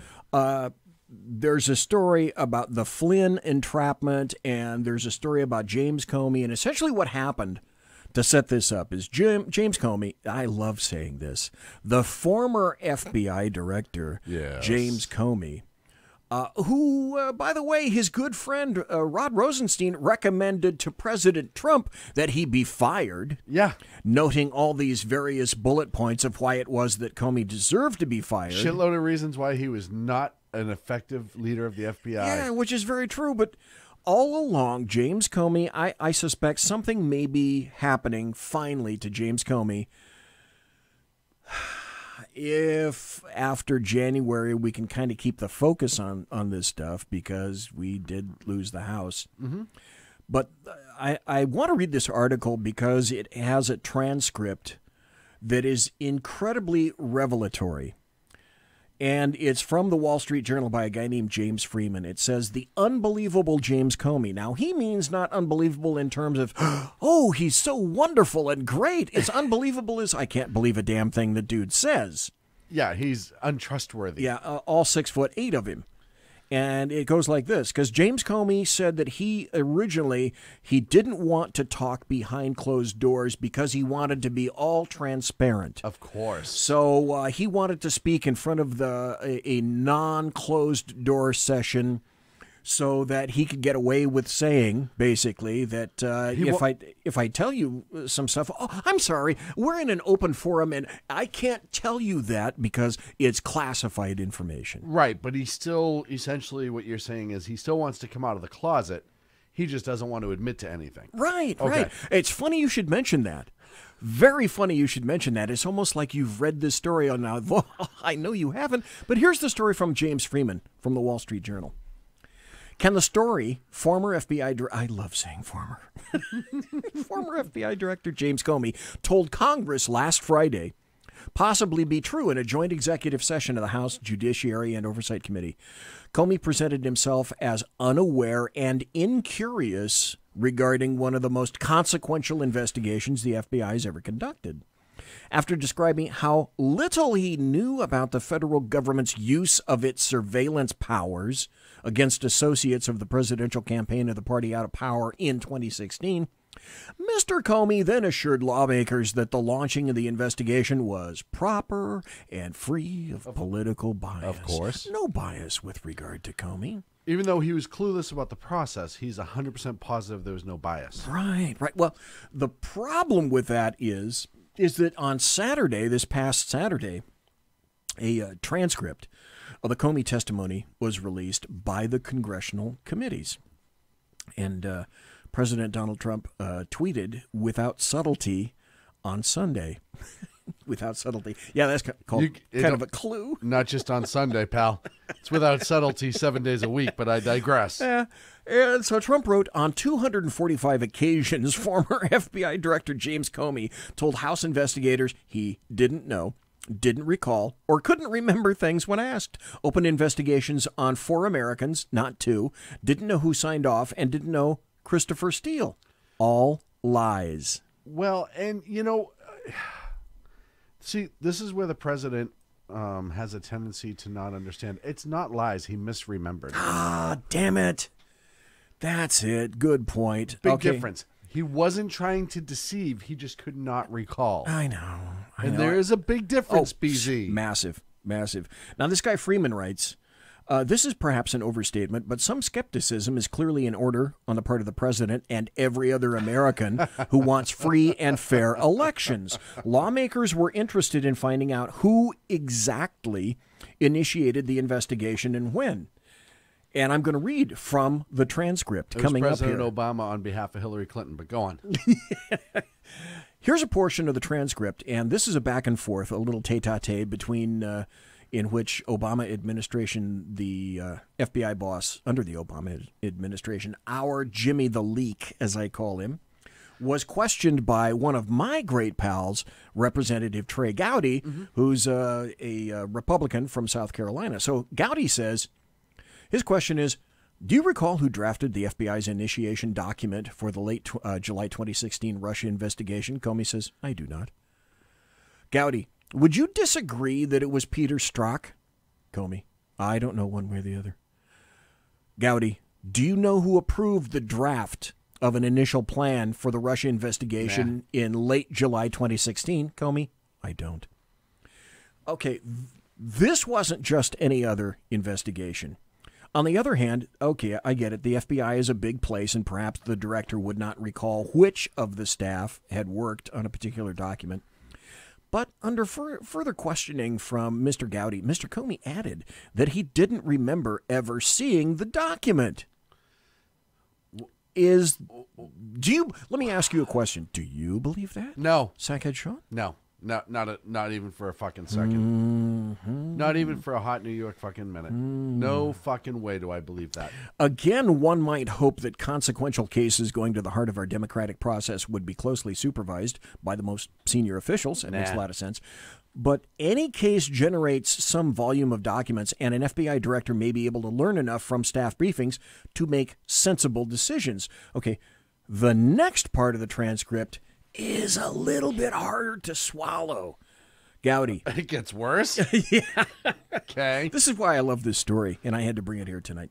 Gowdy, how does the FBI launch counterintelligence investigations? What documents are required? Comey. I don't know for sure because it's opened far below the director's level. But there's documentation in criminal investigations and in counterintelligence investigations to explain the predication for the opening of a file. That is the basis for the opening of a file. Gowdy, who at the FBI has the authority to launch a counterintelligence investigation into a major political campaign, and would that eventually have to be approved by you? No, some guy named Bill. He works down in janitorial. You're going to love that. Comey says, I don't know for a variety of reasons. I've never encountered a circumstance where an investigation into a political campaign was launched, so I don't know how that would be done. Sean? Wouldn't it be better? Do you believe him? No. And here's what I'm telling you right now. You know what Comey should come out and do for his own well-being at this point? Shut the fuck up. It was a lot of pressure. I drank a lot, heavily, during my time as director of the FBI, and I blacked out a lot. Yeah. I'm seeking help for it now. Yeah, there were a lot of blackouts. I started seeing like Harvey the Rabbit. Yep. I saw a lot of him. Yep. Okay, so saying that he's never dealt with the investigation of a political party may seem like a falsehood, but Mr. Comey argues that his bureau was not investigating the 2016 Trump campaign as a whole, but only particular people associated with it. Okay, so like President Trump. So this must be reassuring for Americans to know that the next time they are surveilled, while engaging in political activity. Perhaps not all of their friends and colleagues will be subjected to such treatment. However, Mr. Comey chooses to characterize the cases he was supposed to be overseeing. He's now saying that neither at the time nor in the more than 2 years since did he ever know or bother to find out how investigations of political campaigns begin or who authorizes them. I want to know how many people in the Clinton campaign were being monitored by the FBI. Must be a cast of... Right, because other than the Steele document... Zero. You got to figure with Uranium One and all the things that were going on with Hillary, wouldn't they be watching her? Oh, sure they would. They'd be on her like poop on stink. Right? Wait, no. You gotta stink figure, on poop. You got to figure with the Uranium One and the amount of money that was funneled from the Russians into the Clinton Foundation, that would be enough to raise suspicion and say, hey, maybe we should keep an eye on that. Yeah. And let me ask you a generic question before I go back. I'll give you a generic fucking answer. Go okay, ahead. that's why you're here, damn it. Do you think that James Comey was sufficiently ignorant to not want to be apprised of what was going on in serious investigations on the 7th floor of the FBI building? He was sort of a laissez-faire manager and really wasn't much interested in that kind of stuff. So do you think that he, maybe it came across his desk, maybe it didn't? I will pose the same view as I did about Obama and Benghazi. If he wasn't specifically aware up to the minute as to what was going on, somebody very close to him was, and there was a level of deniability that was put in there with the gap. However, to say that he was not apprised and not aware and unknown or unknowing of the situation, how it started, where the dossier came from, how FISA court works, what's a FISA court, this guy, he's like 10-second Tom from 50 First Dates. He can't remember more than 10 seconds ago.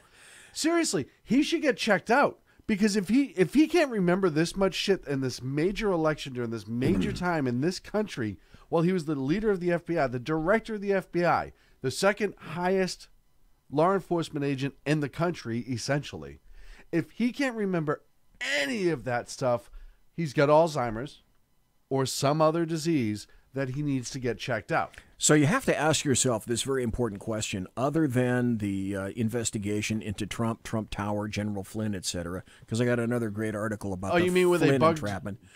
Trump's office? But they weren't going after Trump. Right? No. And the funny thing is that each thing that Trump ever said, like they bugged me, well, he's been right. He's been correct. No. Clinton, the Obama administration, all those people said he's lying. Oh, you don't think he was true? never bugged. Oh, okay, all right. Just so you're clear. Okay, maybe surveilled. Right. All right. In any event, now we know that that's not true, but they said it was in fact true that he was not bugged. We'd have to believe them. Right. Of course. Of course. So the other question is, do you think that Barack Obama, knowing that something like this was going on, didn't want to know or keep apprised of what was happening in a critical investigation like this? I can't really think of during the time of an investigation or a series of investigations more critical to James Comey and thusly to Barack Obama, his boss, the nation, and the DOJ, his immediate boss, the AG, than this investigation. And under that, it was Lois Lerner, and you're making the timeout sign. So, timeout to Sean. Here's the thing. Okay. Instead of President Obama, say just the president, and he could be any one of the presidents that we've ever had. If we are to the point that we feel that the elections are being influenced by an outside country, I don't care which president it is or why, he should want to know and that the integrity of our electoral system is being protected. It should be his highest priority. Theoretically. Now, let's bring it back and we'll add the name Barack Hussein Obama into it. He definitely wants to know because there's so much shit that has come out that he was afraid would come out should a certain Donald J. Trump be elected, that I'm sure that he was paying extra close attention. I don't know. You're starting to make a level of sense that even surpasses common. Well, thank you. I have to say, we have to back up and ask, do we think Jim Comey is stupid? No. No. Do we think Barack Obama is stupid? No. No. They are both far from it. So very intelligent, very much ideologues, and very much have an agenda. And they don't seem to be, oh yes, that is, if there was ever anything that was true, that's about them having an agenda. Thank you. And their agendas commingled, I got shall the we bell. say. I haven't got the bell in my last couple of appearances, so I did something great tonight. Okay, so you good. did. You got the bell. That's good. You got the bell. So it continues. Wouldn't even a passionate anti-Trumper, which Mr. Comey is, be at least curious how the machinery operates when his own subordinates take the extraordinary step of investigating the party out of power? Sean, for 200. Mr. Go. Carter, look, Comey's lying his ass off. We all know he's lying his ass off. Can we prove beyond a reasonable doubt that he is lying his ass off? I don't know. I don't know if there's going to be enough evidence because, as we just said, Comey is very intelligent. And I'm almost 100% positive he's very intelligent to the point that he will protect his own arse. But wait. There's more. There's more. We didn't script this, by the way, folks. No, we didn't at all. At least according to his Friday testimony, Mr. Comey did not become any more interested in details once the FBI surveillance machinery was grinding its way towards a series of wiretaps. By now, many Americans have understandably grown weary of the various Russian collusion claims, but in the summer and fall of 2016, the FBI was supposedly trying to determine if a hostile foreign power had compromised a leading candidate for president. Facts and evidence. Or a friendly foreign power. Yes. Any foreign power. But then James Freeman writes, this is the stuff of spy novels. But even the real former spy peddling bizarre claims that would assist the Obama administration's pursuit of those wiretaps, that didn't arouse much curiosity or suspicion in the FBI chief, according to Comey's Friday testimony. Now, in this portion, and there's another transcript coming up, in this portion of the transcript, it appears to this day Mr. Comey didn't much care whether the Bureau's source was indirectly paid by the Democratic National Committee to generate dirt on Mr. Trump. This is from the transcript. Well, and we know the integrity of it because we've seen the Strauss emails. So we know that it was all on the up and up. All on the up and up. Go ahead, sir. Yeah. Gowdy, who is Christopher Steele? Comey. I don't know. My understanding is that Christopher Steele is a former intelligence officer of an allied nation who prepared a series of reports in the summer of 2016 that have become known as the Steele dossier. Gowdy, how long did he have a relationship with the FBI? Comey? I don't know. No. Gowdy, when did you learn he was working for Fusion GPS? Don't know. Comey? I don't know that I ever knew that. Gowdy, when did you learn that Fusion GPS was hired by Perkins Coie? Don't know. Comey, I never learned that. Certainly not while I was director. Gowdy, well, when did you learn that DNC had hired Perkins Coie? I didn't. Comey, I never learned that. Again, while I was director. I think I've read it in the media, but yeah, even today, I don't know. Even today, I don't know whether that's true. So he literally just said that the media can't be trusted and they're fake news. He doesn't know. That's from Comey. Yeah, he doesn't know. Oh, so James Freeman writes, wouldn't a reasonable person make it his business to find out who paid whom, if for no other reason than to make sure that as FBI director, he hadn't been taken in by a partisan attack disguised as a national security case, because he has to be aware as the top law enforcement officer in the FBI. I don't know. Mr. Comey rejected the possibility that law enforcers in the Obama administration targeted Team Trump in response to questioning this is new questioning now, by a guy named Representative Ted Deutsch in Florida.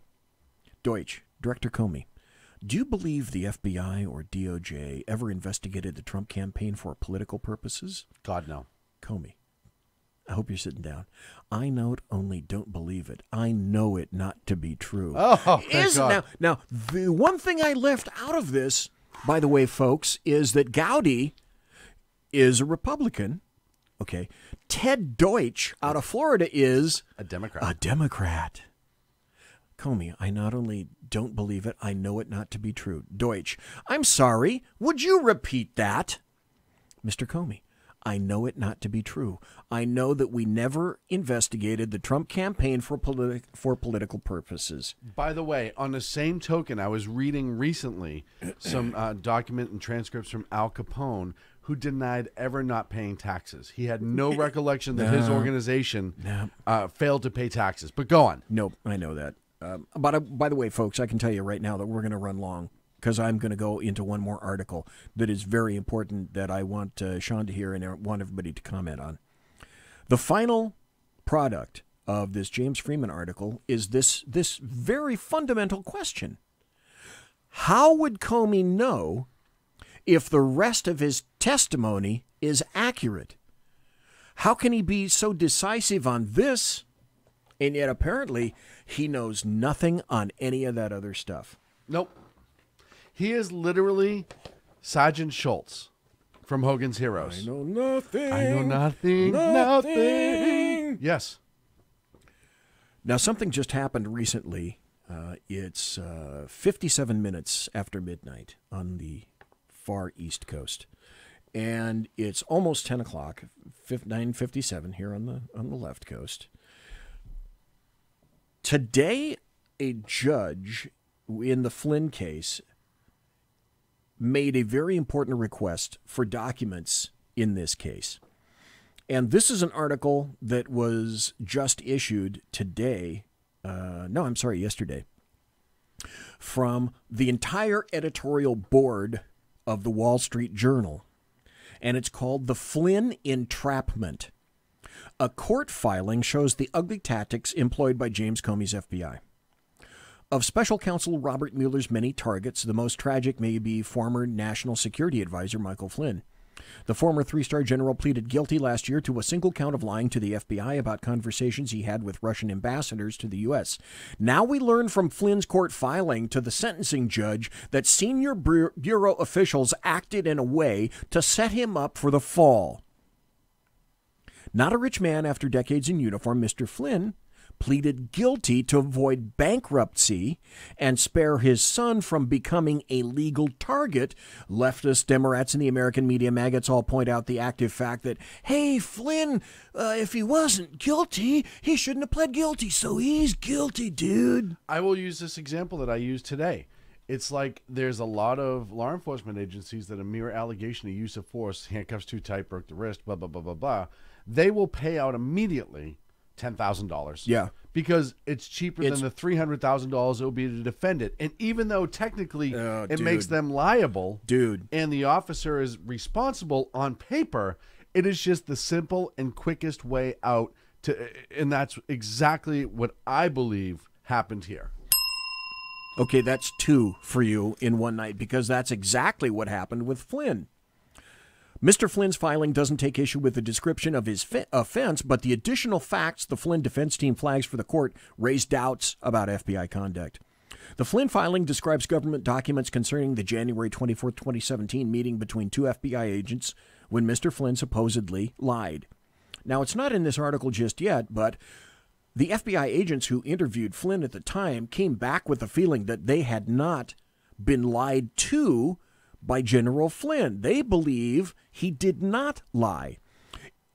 This is the active point, and I haven't seen this pointed out anyplace else. It turns out the meeting was set up by then Deputy FBI Director Andrew McCabe, who personally called Flynn that day on other business to discuss an FBI training session.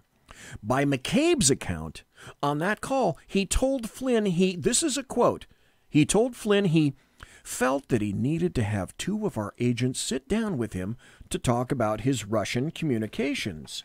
Mr. McCabe then urged Mr. Flynn to meet without a lawyer present. Quote, I explained that I thought the quickest way to get this done was to have a conversation between Mr. Flynn and the agents only. I further stated that if Lieutenant General Flynn wished to include anyone else in the meeting, like the White House counsel, for instance, that I would need to involve the Department of Justice. Mr. Flynn... Naturally. Yeah, Mr. Flynn stated this would not be necessary, and Flynn agreed to meet with the agents without any additional participants, wrote Mr. McCabe in a memo viewed by the Flynn defense team. That's a setup. Uh-huh. According to the FBI summary of the interview, known as a 302 is like a narrative, basically, in the FBI parlance.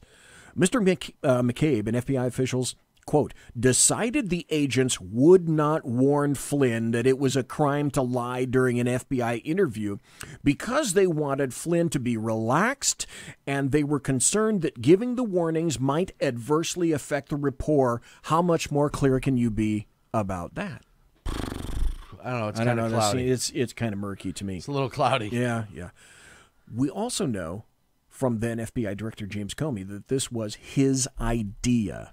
This is, quote, something I probably wouldn't have done or wouldn't have gotten away with in a more organized organization or administration. Mr. Comey specifically boasted about that on MSNBC this weekend.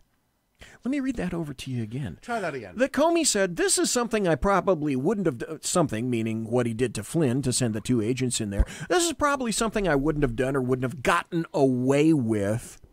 If it hasn't been for you pesky kids. Yeah, in a more organized administration, he admitted on MSNBC this past weekend. This is a quote again. In the George W. Bush administration or the Obama administration, if the FBI wanted to send agents into the White House itself to interview a senior official, you would work through the White House counsel. There would be discussions and approvals and who would be there. And I thought, it's early enough. Let's just send a couple of guys over there. Why not? Yeah. So the Wall Street Journal staff, editorial staff, writes, if the goal was to set a legal trap, it worked. The two agents showed up at the White House within hours of McCabe's call, and they reported in the 302 that General Flynn had been relaxed and jocular and, quote, clearly saw the FBI agents as allies. One of the agents was... Strzok. Peter Strzok. Son of a bitch. Who is famous for his anti-Trump texts to his FBI paramour, Lisa Page. Unbiased, though. No. There's no bias, no political bias in there at all. The FBI agents had seen transcripts of Flynn's conversations with the Russian ambassador that were unmasked by Obama administration officials. The 302 says that rather than flag this and ask Mr. Flynn for an explanation, the FBI agents decided before the meeting that, quote, if Flynn said he did not remember something they knew he said, they would use the exact words Flynn used to try to refresh his recollection. Anything, something. If Flynn still would not confirm what he said, they would not confront him or talk him through it. I think you can see what way this is going. I think you're jumping to conclusions. I know. Well, that's me being athletic. Jumping, leaping, bounding to all conclusions. the things you're naturally good at. That's right. Right. Thank you very much for that. Then the staff continues in this editorial. Keep in mind the FBI's counterintelligence probe into Russia in the Trump campaign was still secret. Mr. Flynn had done nothing wrong in conversing with the Russian ambassador. It was part of his job, and he had no reason to believe that he was in legal jeopardy. He initially claimed he misremembered what was discussed, which is more believable. I love that word. Than that a highly decorated officer would lie to FBI officers he agreed to see without counsel. Mr. Flynn's lawyers are requesting probation and community service, though the facts suggest the judge should question the entire plea deal. McCabe and Strzok have both been fired for misconduct, and their behavior reeks of entrapment. If he does nothing else, President Trump has an obligation to former aides like Michael Flynn and to the public to declassify and disclose the FBI documents related to the FBI's Russian probe. Stop. This is the final thought for the night. Okay. This is going to be good, folks. Because we are going to have to go. The judge, Nathan, and I can't remember his name. He was the judge during the Flynn trial. Bag of Donuts. That's it. Bag of Donuts. Nathan B.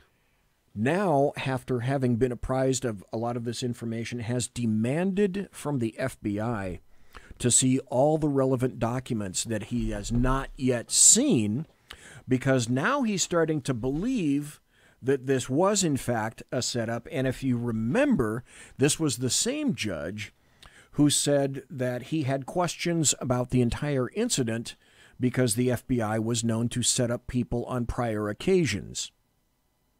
So it seems to me like this judge is kind of clued in. What? A federal judge who's actually asking for documents from the FBI. Why would they want documents? And whereas Comey and McCabe and current director Christopher Wray, they're not just Rod gonna take their word Rosenstein, for it? etc., have refused to provide documents. Well, they have the right to do that. I think that if you refuse to provide FBI documents to this judge, he will not be pleased. And rightfully so. And exactly rightfully so. Well, that's it for tonight. Thanks to Sean, co-owner of the SHR Media Network. Thank you, young for man. being here, sir. Oh, by the way, this is interesting. Mamba in chat says, Comey is a megalomaniac. Comey's future life is selling BS books, the Rubber Chicken Speaking Circuit, or getting a show on MSNBC. Seriously, watch for it. Oh, yeah, no, I think that's coming. Yeah, I wouldn't be surprised. You can't write this stuff. No, you can't. It's so far beyond most human kin. You can't write this. Here's the problem, and I've said this. It was status quo for 8 years to be able to do Mickey Mouse bullshit like this. Yep.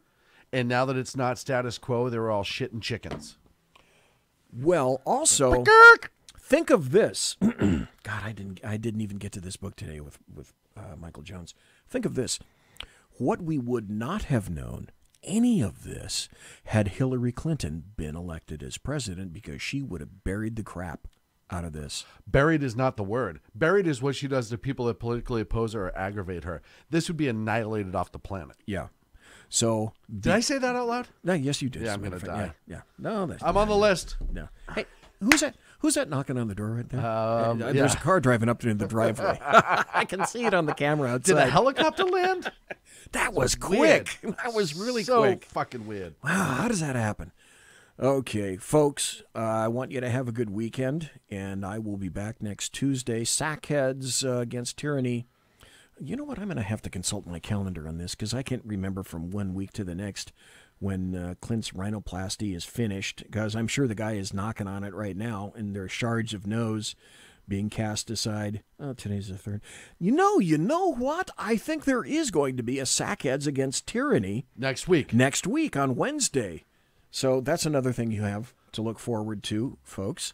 Thanks to the great Professor Michael Jones and to Sackhead Sean tonight. My pleasure, young fella.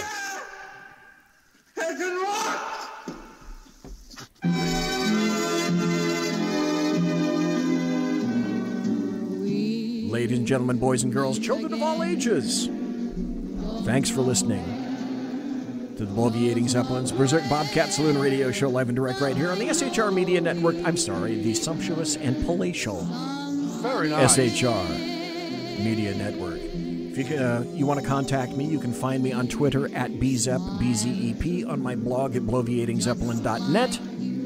Promotional consideration is, of course, as per normal, the Lockheed Martin Skunk Works, and, of course, the Boeing Company. If it ain't Boeing, I ain't going. And, of course, by Pratt & Whitney Engines Thrust, you can trust my tiaras, customarily, except I'm wearing a Santa hat. My tiaras are by My Little Pony. Also, I want to thank my personal KC-135 Kettle One refueling team, with whom I will be consorting within the hour, guaranteed. Hey, the Zep Works is coming as of January. I told people that are changing, things are changing here in the saloon. It's true. So thanks for listening to me. Thanks for listening to Professor Michael Jones and, of course, co-owner Sackhead Sean. Everybody have a great weekend. God bless. Take care. And Merry Christmas to everyone. Merry Christmas. Yeah. Be safe. Take care.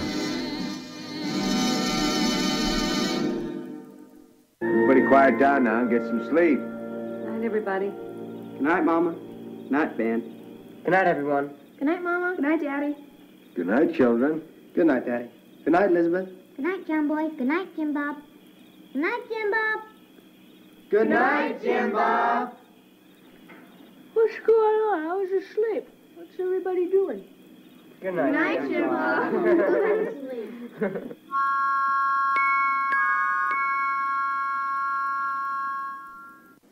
Good night, and good luck.